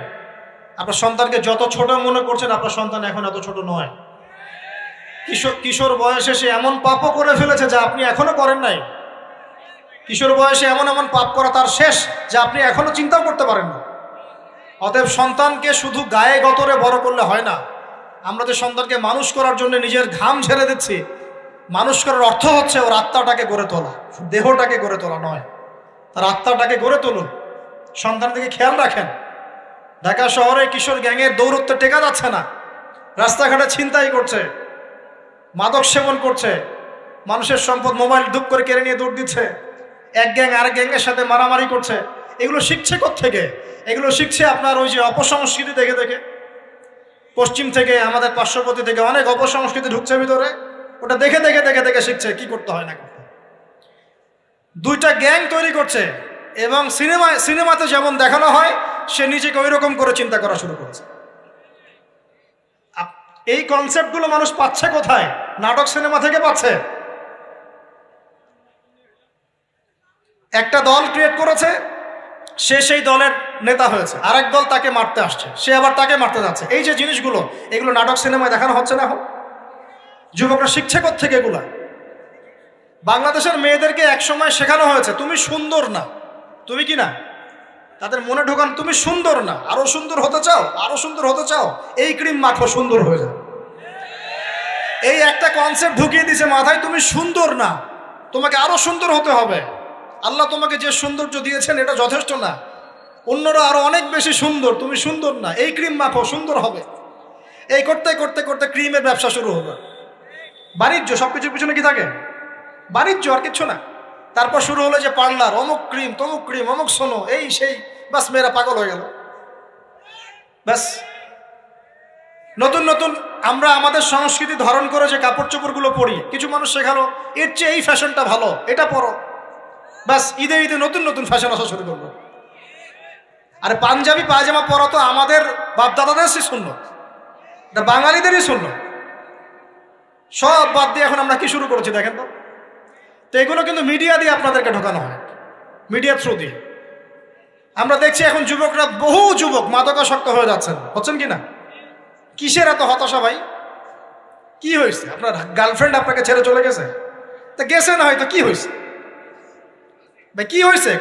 গার্লফ্রেন্ড ছেড়ে চলে গেছে তো কি হয়েছে? আল্লাহ পাকের জমিনে কি মেয়ের অভাব নাকি? 40 জন নারীর দায়িত্ব একটা ছেলেকে নিতে হবে সে জামানায়, মানে মা, বোন, ফুপু, খালা, স্ত্রী, এই সব মিলে 40 জন কাঁধে উঠে যাবে। এখন ঘরে ঘরে মেয়েদের সংখ্যা বাড়ছে না? নবীজি বলেছেন শেষ জামানায় মেয়েদের সংখ্যা বাড়বে, ছেলেদের সংখ্যা কমবে। কমছে কি না ছেলেদের সংখ্যা? এখন হয়তো এভারেজ 100, 104, পরে দেখবেন আরো বেড়ে গেছে। শুধু আমেরিকার হিস্ট্রি ঘেটে দেখেন, ওখানে ছেলে মেয়ের অনুপাতটা কেমন, কমছে সব জায়গাতে, আরো সামনে কমবে। তো একজন গার্লফ্রেন্ড আপনাকে ছেলে চলে গেছে, ব্যাস জীবনটা উৎসর্গ করে দিতে হবে তার জন্য? এখন কি ফেন্সিডিল, গাঁজা, ইয়াবা এগুলো সেবন করতে হবে? আপনাকে কে সৃষ্টি করেছেন ভাই? কি উদ্দেশ্যে? প্রথমে কি একটা বলেছে, কি উদ্দেশ্যে? আমাকে আল্লাহ পাঠিয়েছেন দুনিয়াতে নামাজ পড়তে, রোজা রাখতে, দিনের প্রচার করতে, দিনের জ্ঞান অর্জন করতে, এই তো। তা আমি একজন মেয়ের জন্য জীবন নষ্ট করে দিব কেন? আমি তাহলে আল্লাহর কাছে কি মুখ দেখাবো আর নবীর কাছে কি মুখ দেখাবো? ওখানে গিয়ে বলবো আল্লাহ আমি আমার অমুক প্রেমিকার জন্য আশেক হয়ে একদম জীবন দিয়ে দিয়েছি, আত্মহত্যা করেছি? গেছে ভাই, যাইতে দেন। যে ব্যক্তি আপনার অবস্থানকে মূল্যায়ন করে নাই সে আপনার যোগ্য ছিল না। এখন আপনি কি করবেন? নিজের অবস্থান উন্নত করেন, আপনার পিছনে লাইন ধরে ঘুরবে ইনশাআল্লাহ। এটাই বাস্তবতা। দুনিয়া খুব খারাপ জিনিস। মানুষ মানুষের অবস্থানকে মূল্যায়ন করে, মানুষ মানুষের অবস্থানকেই মূল্যায়ন করে, কিন্তু আল্লাহ রাব্বুল আলামিন আপনাকে সর্বাবস্থায় ভালোবাসেন। আলহামদুলিল্লাহ। এই যে আমরা এখন অনেক পাপ করছি না, আল্লাহ কি আমাদেরকে আযাব দিয়ে ধ্বংস করে দিয়েছেন? আল্লাহ পাক এখনো আমাদেরকে ভালোবাসেন, রহম করেন, আল্লাহ পাক অপেক্ষা করছেন কখন তওবা করবে, আমি তওবা কবুল করব। এই কখন আমার বান্দা খালি একবার বলে আস্তাগফিরুল্লাহ, আল্লাহ পাক সাথে সাথে মাফ করে দেবেন। আর সেই আল্লাহকে ভুলে আপনি কার পিছনে ছুটছেন? আমরা কিন্তু নিয়াত করতে পারি ভাই যে আমরা যারা ওয়াজ শুনলাম জীবনে কোনোদিন সিগারেটে হাত দিব না ইনশাআল্লাহ। রাজি আছি ভাই? অন্য বড় বড় জিনিস তো বহুত দূরের কথা। আচ্ছা, অনেকে রাজি হয় নাই কেন? আপনারা কি অলরেডি আসক্ত? আমি অনেক ভাইকে দেখেছি মাশাআল্লাহ ইফতার খুলেই একদম বেনসন টানা শুরু করে। হ্যাঁ, এটা যে হারাম আপনাদেরকে কেউ ওয়াজ করে শোনায় নাই? এটাকে কি মনে করেন আপনারা, হারাম না হালাল? কেউ বলেছে মাকরু, নাকি মাকরু ফতোয়া দিয়েছে? মাকরুহ শব্দের অর্থ জানেন আপনি? মাকরুহ শব্দের অর্থ কি একটু শোনেন। সূরা বনী ইসরাইল খুলবেন। কোন সূরা? সূরা বনী ইসরাইল। আল্লাহ পাক বলছেন আমি বনু ইসরাইলকে এই কাজগুলো করতে নিষেধ করেছি। কোন কোন কাজ? জেনা করো না, জেনার ধার কাছে যেও না, এতিমের মাল আত্মসাৎ করো না, শিরিক করো না ইত্যাদি। যারা আলেম আছেন তারা আমার কথা বুঝবেন। এই কাজগুলোর পরে আল্লাহ পাক বলছেন যে এই প্রত্যেকটা কাজ আল্লাহর কাছে মাকরুহ, অপছন্দের। কিসের? অপছন্দ। তাহলে এটাকে আপনি সহজ মনে করছেন? নিয়াত করি আল্লাহ পাকের সন্তুষ্টির জন্য আমরা কোনোদিনও মাদকের সাথে সম্পৃক্ত হব না ইনশাআল্লাহ। আর বিশ্বাস করেন, শুধুমাত্র মাদকদ্রব্য নিয়ন্ত্রণ অধিদপ্তর এই আইন কানুন এগুলো দিয়ে, জরিমানা দিয়ে মানুষকে মাদক ছাড়ানো যাচ্ছে না, যাবে না। কেন যাবে না এটা আপনারা খুব ভালো করেই জানেন, আমি বলতে চাচ্ছি না। অনেক সময় মাদক বিরোধী কনসার্ট করে মানুষ, মাদক বিরোধী কনসার্টে ওঠার আগে এক বোতল ডাইল খেয়ে আসে আগে। এগুলো কি বাস্তব কথা বলছি না অবাস্তব কথা বলছি? আমাদের যুবক ভাইরা কোশ্চিন কালেও মাদকের ধার কাছে যাবেন না ইনশাআল্লাহ। একটা হাদিস খালি মনে রাখেন, একটা, এই হাদিসটা মনে রাখেন। নবী সাল্লাল্লাহু আলাইহি ওয়াসাল্লাম বলেছেন কেউ যদি মাদকদ্রব্য সেবন করে তার 40 দিনের নামাজ কবুল হবে না। সিগারেট একটা খেয়েছি, 40 দিন নামাজ নাই। এরপর যদি সে তওবা করে আল্লাহ মাফ করে দিবে। আবার যদি মাদক খায় আবার 40 দিন কবুল হবে না। যদি আবার তওবা করে আল্লাহ মাফ করে দিবে। আবারও যদি খায় আবারও 40 দিন কবুল হবে না। আবারও তওবা করলে আল্লাহ আবার মাফ করে দিবে। চতুর্থবার সে যদি মাদক খায়, আল্লাহ রসুল সাল্লাল্লাহু আলাইহি ওয়াসাল্লাম বলছেন আল্লাহ পাক কিয়ামতের মাঠে তাকে তিনাতুল খাবাল পান করাবেন। কি পান করাবেন? তিনাতুল খাবাল। সাহাবীরা বললেন ইয়া রাসূলুল্লাহ এটা কি? তিনাতুল খাবাল কি? নবী সাল্লাল্লাহু আলাইহি ওয়াসাল্লাম বলছেন এটা হচ্ছে জাহান্নামীদেরকে আযাব দেওয়ার পর তাদের রক্ত মাংসের যে পুঁজ বের হবে, এই যে ড্রিঙ্কস, জাহান্নামের হার্ড ড্রিঙ্কস, এই ড্রিঙ্কসের নাম হলো তিনাতুল খাবাল। আল্লাহ পাক আমাদের সবাইকে মাদক থেকে বাঁচিয়ে রাখুন। হতাশা মাদক দিয়ে দূর হয় না। হতাশা দূর হবে, বলে দিব, 3টা জিনিস, মাত্র 3টা। কয়টা ভাই? 1, 5 ওয়াক্ত নামাজ। এক কি? নামাজে আপনি ওযু করে সিজদা দেন, ইনশাআল্লাহ আপনার মনে প্রশান্তি না আসলে আমাকে এসে বলেন যে আসে না। চোখের পানি, মনের আবেগ যা আছে আপনার ভিতরে, কষ্ট, দুঃখ, যন্ত্রণা সব আল্লাহকে ঢেলে দিবেন ইনশাআল্লাহ। নিজের আবেগ ধরে রাখবেন এখানে, আপনি আল্লাহর জন্য ঢেলে দিবেন। মানুষকে আবেগ দেখায় কি লাভ? মানুষ আপনার চোখের পানির মর্ম বুঝবে? মানুষ কি মানুষের চোখের পানির মর্ম বুঝে? আপনার পিতা যদি মারা যায় আমার কাছে এসে দোয়া চান, কান্নাকাটি করে, আমি দোয়া করতে পারবো কিন্তু আমি কিন্তু আপনার ফিলিংসটা বুঝতে পারবো না। আপনার অনুভূতি কে বুঝতে পারবেন? আল্লাহ পাক আপনার ঘাড়ের রগের চেয়েও কাছে আছে। সুবহান সুবহান, আল্লাহ পাক ঘাড়ের রগের চেয়ে কাছে আছে। গতকালকে বাংলাদেশের একজন বরেণ্য আলেমের সাথে একটা কনফারেন্সে ছিলাম। উনি বলছিলেন যে এক ব্যক্তি, এটা শোনেন, এক ব্যক্তি খুব তার শখ যে তিনি সাহাবীদের মতো নামাজ পড়া শিখবেন। কথা বুঝতে পারছেন? সাহাবীদের মতো নামাজ শিখবেন। তো একজন বরেণ্য আলেমের কাছে এসেছেন, এসে বলছেন যে আমাকে সাহাবীদের মতো নামাজ শিখিয়ে দেন। তখন সেই আলেম আরেকজন আলেমের সন্ধান দিয়েছেন যে তুমি তার কাছে যাও, তিনি শেখাবেন। তো সেই ব্যক্তি একটু অবাক হয়েছেন, কারণ যাকে প্রশ্ন করেছিলেন তিনি অনেক বড় মুহাদ্দিস, আর যার কাছে পাঠানো হচ্ছে তিনি অত বড় মুহাদ্দিস নন, কিন্তু আবেদ, আমল করেন। তাকে গিয়ে বলছেন উনি আমাকে পাঠিয়েছেন সাহাবীওয়ালা নামাজ শিখিয়ে দেন। তখন তিনি বলছেন ঠিক আছে, সুন্দর করে উজু করে আসো, সুন্দর করে অজু করে আসো।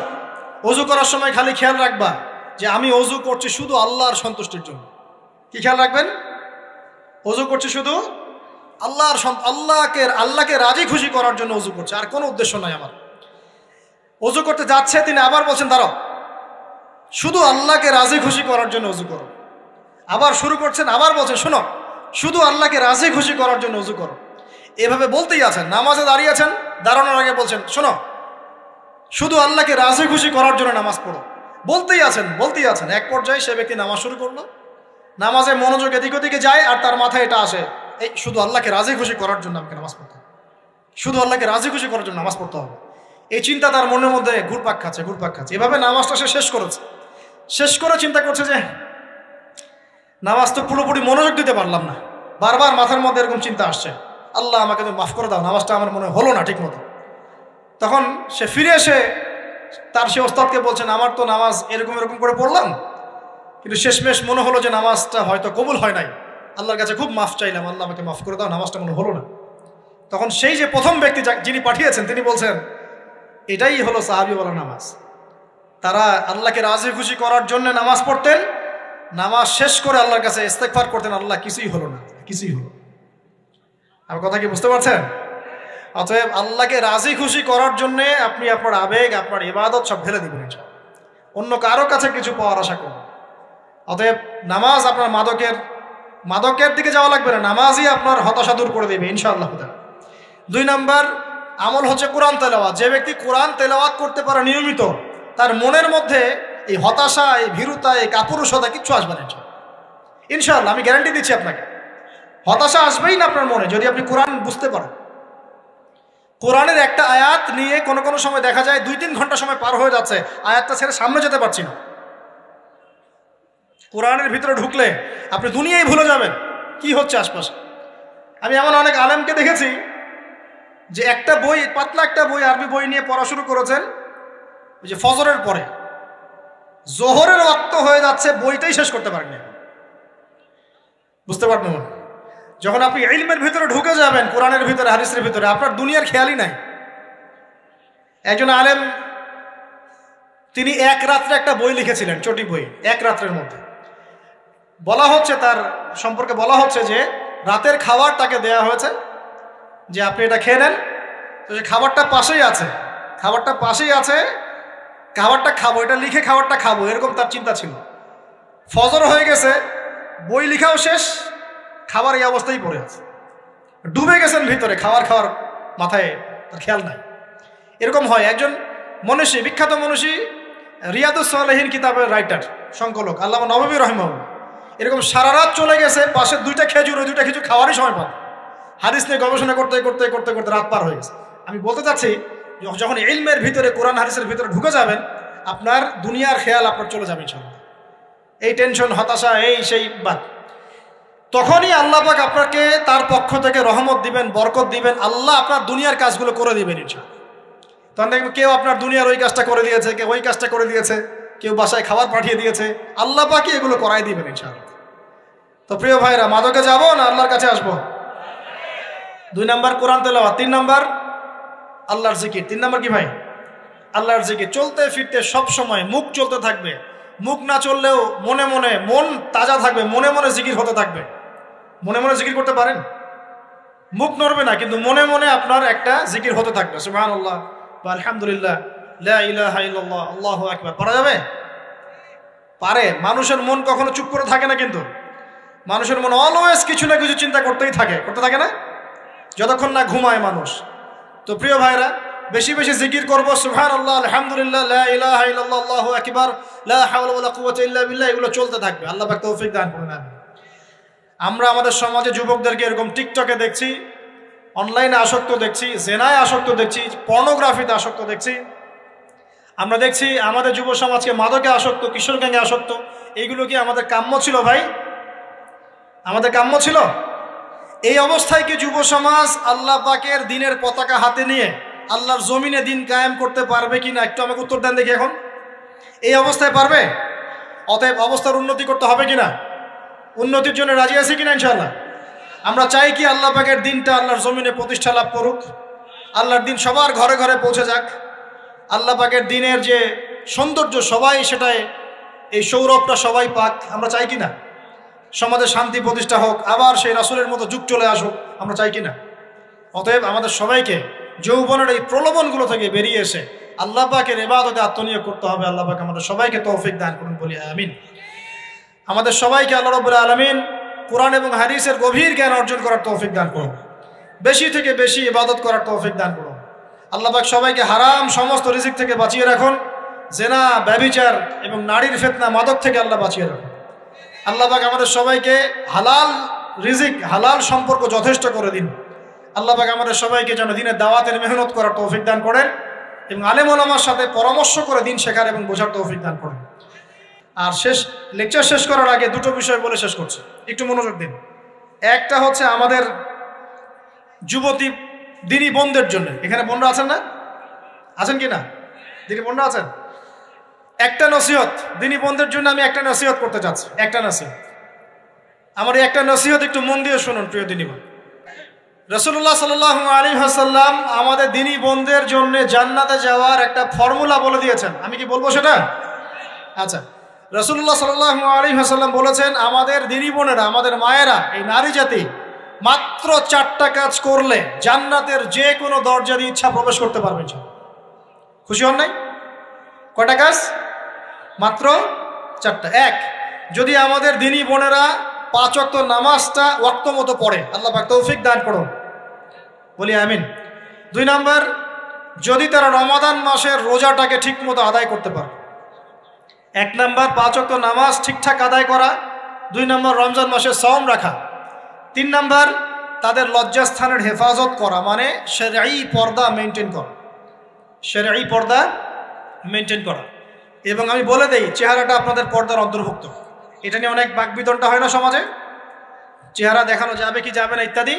চেহারা আপনার পর্দার অন্তর্ভুক্ত বিষয়, ফুল স্টপ। এর উপরে ফতোয়া অনেকভাবে দিচ্ছে, কিন্তু বরেণ্য উলামায়ে কেরামের কিতাবগুলো ঘাটাঘাটি করেন, তাদের ফতোয়া হচ্ছে চেহারা আপনার পর্দার অন্তর্ভুক্ত বিষয়, চেহারা ঢেকে রাখবেন, আল্লাহ পাক তৌফিক দান করুন।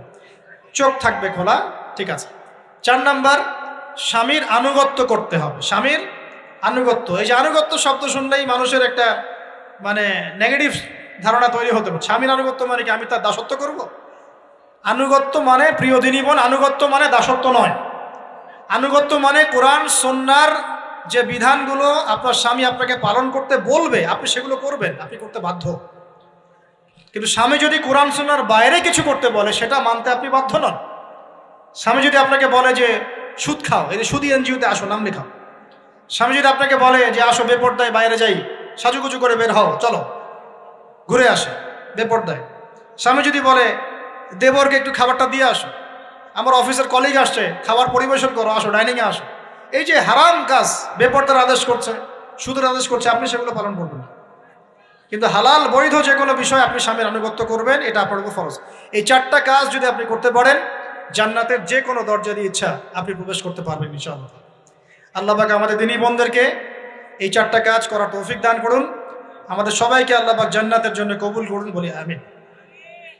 আর একটা বিষয় বলতে চাচ্ছিলাম, সেটা হলো ওই যে প্রথমে বলেছি যে সূরা ইউসুফের সেই সমাধানটা বলবো কি না? আচ্ছা, সূরা ইউসুফটা ইনশাআল্লাহ আমি আরেকদিন পুরো সূরাটা সংক্ষিপ্ত করে আলোচনা করব ইনশাআল্লাহ। যদিও একটা লেকচারে সম্ভব হবে বলে মনে হচ্ছে না আমার কাছে, 2টা বা 3টা লেকচারে নিয়ে আসবো ইনশাআল্লাহ। তবে আজকে একটা চিস্ট খালি বলছি। ইউসুফ আলাইহিস সালামের জীবনটা খুবই ট্র্যাজেডিপূর্ণ।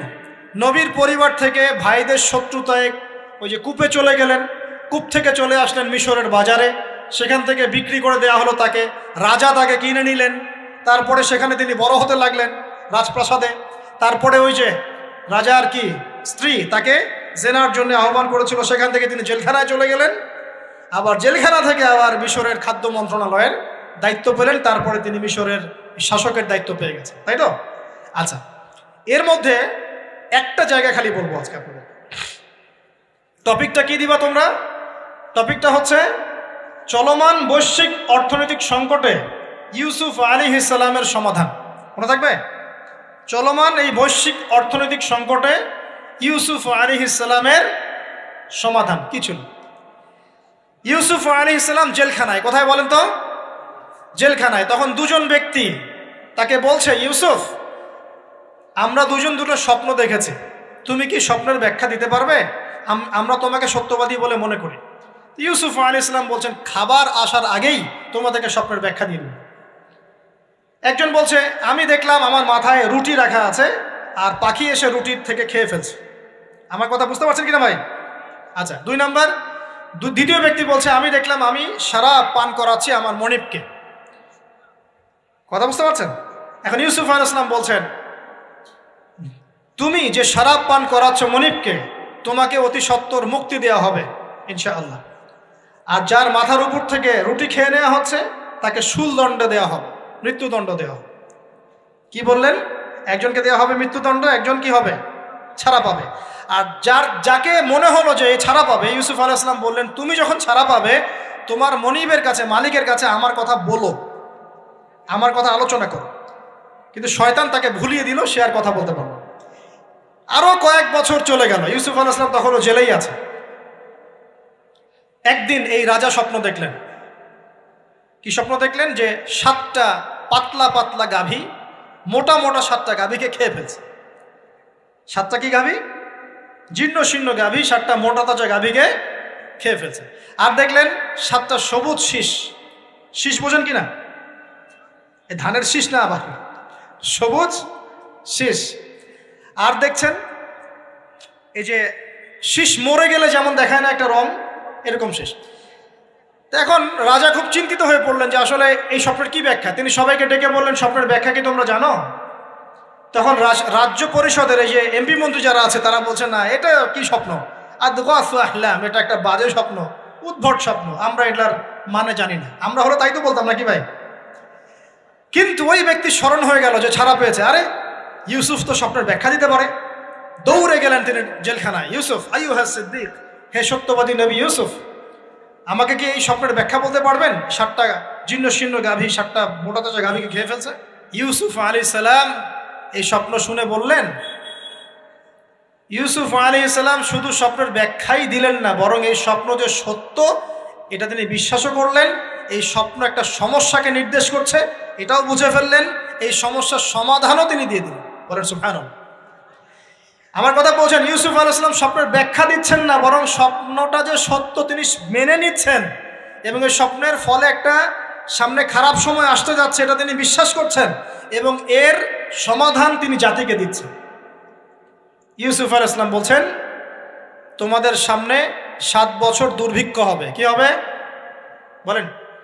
7 বছর।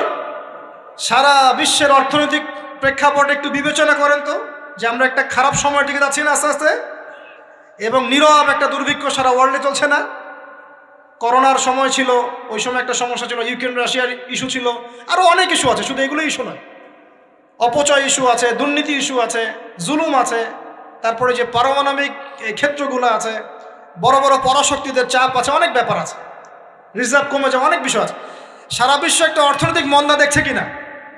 ইউসুফ আলাইহিস সালাম বললেন, 7 বছর তোমাদের এখানে প্রচুর ফসল ফলবে। এটা 7টা সবুজ শীষ, প্রচুর ফসল ফলবে তোমাদের এই অঞ্চলের মধ্যে। তোমরা একটা কাজ করো, তোমরা ওই 7 বছরের ফসলের যতটুকু অংশ তোমাদের না খেলে নয়, অতটুকু দিয়ে তোমরা তোমাদের জনগণের চাহিদা পূরণ করো, আর বেশি অংশটাকে রিজার্ভ করে রেখে দিও। আমার কথা বুঝতে পারছেন? ইউসুফ আলাইহিস সালাম বলছেন না যে স্বপ্নটা সত্য, তিনি সমাধান দিচ্ছেন উল্টা। এটা তো হবে সামনে, স্বপ্ন সত্য মিথ্যা তো দূরের কথা, এটা সামনে হতে যাচ্ছে। 7 বছর তোমরা প্রচুর ফসল ফলাবে, এই ফসলের একটা বড় অংশ রিজার্ভ করে রেখে দিও, আর বাকি অংশটা দিয়ে তোমরা জনগণের চাহিদা পূরণ করো। মানে অপচয় করা যাবে না, যাবে কোনো সম্পদ অপচয় করা যাবে না। এরপর তোমাদের সামনে আসবে 7টা বছর দুর্ভিক্ষের বছর, আকাশ বৃষ্টি বন্ধ করে দেবে। আকাশ কি করবে? বৃষ্টি বন্ধ করে দেবে। তার মানে ওই 7 বছর আমরা কিভাবে চলবো তাহলে? এই যে রিজার্ভ করেছি, এই রিজার্ভ বা সঞ্চিত সম্পদ দিয়ে আমরা 7 বছর চলবো। এরপরে আল্লাহ রাব্বুল আলামিন 8ম বছরে আকাশ থেকে বৃষ্টি বর্ষণ করবেন, আবার ফসল ফলবে। কথা কি বুঝতে পারছেন? এই ব্যাখ্যা অন্যরা দিতে পারলো না, ইউসুফ আলাইহিস সালাম দিতে পারলেন। এই ব্যক্তি দৌড়ে গিয়ে রাজাকে বলল, এই হলো স্বপ্নের ব্যাখ্যা। রাজা ইউসুফ এই স্বপ্নের ব্যাখ্যা দিয়েছেন। রাজা কত বিচক্ষণ ছিলেন, রাজা সত্য মিথ্যা চিনতেন। তিনি বুঝতেন যে আসলেই সত্য কাকে বলে, মিথ্যা কাকে বলে। এই আমার এমপি মন্ত্রীরা শোনো, তোমরা কেউ সমাধান দিতে পারো নাই, ইউসুফ সমাধান দিয়েছে। ইউসুফকে আমার কাছে নিয়ে আসো, আমি তাকে আমার কাছে নিকটে আসন দিব, বলেন সুবহানাল্লাহ। এবার ইউসুফ আলাইহিস সালামকে ডেকে তিনি সম্মানিত করলেন। সম্মানিত করে বললেন যে কোন দায়িত্ব দিলে তুমি আমাদের এই রাজ্যটাকে বাঁচাতে পারবে এই দুর্ভিক্ষের হাত থেকে। ইউসুফ আলাইহিস সালাম নিজে বলছেন, আমি হচ্ছে বিশ্বস্ত মানুষ, আমি হচ্ছি রজুলুন আমিন, আমি বিশ্বস্ত এবং আমি আস্থাভাজন। আমাকে আপনি খাদ্য মন্ত্রণালয়ের দায়িত্ব দেন, ইনশাআল্লাহ আমি এই প্রবলেমগুলো সলভ করবো ইনশাআল্লাহ। এরপর তাকে দায়িত্ব দেওয়া হলো খাদ্য মন্ত্রণালয়ের। 7 বছর তিনি এরকম পলিসি গ্রহণ করলেন। মিশরের লক্ষ লক্ষ মানুষ পরবর্তী 7 বছরের দুর্ভিক্ষ থেকে বেঁচে গেছে। কোরআন তো মূল্যায়ন করি না আমরা, আর কোরআনের কথা যারা বলে ওদেরকেও মূল্যায়ন করি না। এই জন্য আমরা বলছি, বর্তমান চলমান অর্থনৈতিক সংকটের সবচেয়ে বড় বড় সমাধান হচ্ছে এক, ভাই জনগণ হই আর সরকার হই, কোনো সম্পদ অপচয় করা যাবে না। আমরা সম্পদ অপচয় করি না? আপনি উজু করেছেন, আপনি 1 বালতি পানিতে উজু করেছেন, ট্যাপ ছেড়েছেন, মসজিদের 1 বালতি পানি চলে গেছে, কেন পানি অপচয় করবেন? আমাদের 5টা ফ্যানের দরকার নেই বাসায়, আপনি 5টা ফ্যান চালাচ্ছেন কেন? আপনি ঘর থেকে বের হলেন, ফ্যান চলছে, কেন চলছে? ঘর মুছেছেন, ফ্যান ছেড়ে দিয়েছেন, এই যে পাখা বাতাসে শুকাবে মাটি, কেন? এসি চালিয়েছেন, 24 ঘন্টা চালানোর কি দরকার? 2 ঘন্টা চালিয়ে বন্ধ করলে হয়। বিদ্যুতের ব্যাপার, গ্যাসের ব্যাপার, তেলের ব্যাপার, আমরা কি কম অপচয় করি মনে হচ্ছে আপনার কাছে? আমরা প্রচুর অপচয় করি। আর আমরা জনগণরা সাধু না, আমরা বেশি অপচয় করি। আমরা অপচয় করি না ভাই? প্রমাণ আপনি নিজের বাসায় পাবেন। পানির অপচয়, আপনার তেলের অপচয়, আপনার গ্যাসের অপচয়, আপনার বিদ্যুতের অপচয়, এগুলোর উপর কঠিন আইন করা দরকার। অপচয় করলে শাস্তি দিতে হবে, অপচয় করা যাবে না। অপচয় কমালে কি হবে? আমরা সম্পদ বেশি রিজার্ভ করতে পারবো। এই যুগে কি কি সম্পদ রিজার্ভ করলে আমরা সচ্ছল হতে পারবো, এই হেদায়েতগুলো আপনাকে ওই সোকল প্রোটেস্ট্যান্ট মৌলবীরা দিতে পারবে না ইনশাআল্লাহ তাআলা, কারণ তাদের কাছে ইকোনমিক্সের জ্ঞান নাই। এই যুগে যদি আমরা গ্যাস রিজার্ভ করতে পারতাম, তেল রিজার্ভ করতে পারতাম, গোল্ড রিজার্ভ করতে পারতাম, সিলভার রিজার্ভ করতে পারতাম, এবং যে কারেন্সি সারা ওয়ার্ল্ড ওয়াইড চলছে এখন, এগুলোকে রিজার্ভ করতে পারতাম, এবং জনগণের যতটুকুতে প্রয়োজন এতটুকু সাপ্লাই করে বাকিটা রিজার্ভ করে রাখতে পারতাম, আসন্ন সময়ে এটা দিয়ে আমরা বৈশ্বিক সংকট মোকাবেলা করতে পারতাম। আমার কথা রাগ করলেন? আমি কি কারো শত্রু? কোন দলের লোক? আমি আপনাদের জাতির একজন, আপনাদেরই ভাই, আপনার শুভাকাঙ্ক্ষী, এবং আপনি আর আমরা ভাইয়ের মতো। কিসের মতো? নিজের ভাইয়ের মতো। আপনার গায়ে আঘাত লাগলে আমি কষ্ট পাবো, আপনাকে কে গালি দিলে আমি কষ্ট পাবো। আমাদের জনগণের ক্ষতি হলে আমাদের বুক কাঁদবে না? জনগণের ক্ষতি হলে, দুঃখ দুর্দশা হলে আমাদের বুক কাঁদা উচিত, উচিত কি না? আমাদের সবাইকেই যার যার দায়িত্ব পালন করতে হবে। আমরাও অপচয় বন্ধ করে দেবো ইনশাআল্লাহ তাআলা। রাজি আছি ইনশাআল্লাহ? যত বাকি বকেয়া সব আছে সব পরিশোধ করার চেষ্টা করবো ইনশাআল্লাহ।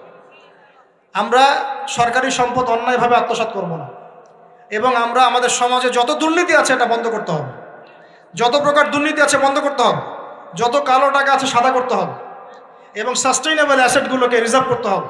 তাহলে আগামীতে বিশ্ব ডুবে যায়, যাক, বাংলার মাটি ডুববে না ইনশাআল্লাহ। ইউসুফ আলাইহিস সালাম এই হেদায়েত আমাদেরকে দিয়ে গেছেন, কোরআনের মাধ্যমে আল্লাহ এই হেদায়েত আমাদেরকে দিয়ে গেছেন। আল্লাহ পাক আমাদের সবাইকে কোরআন বোঝার তৌফিক দান করুন।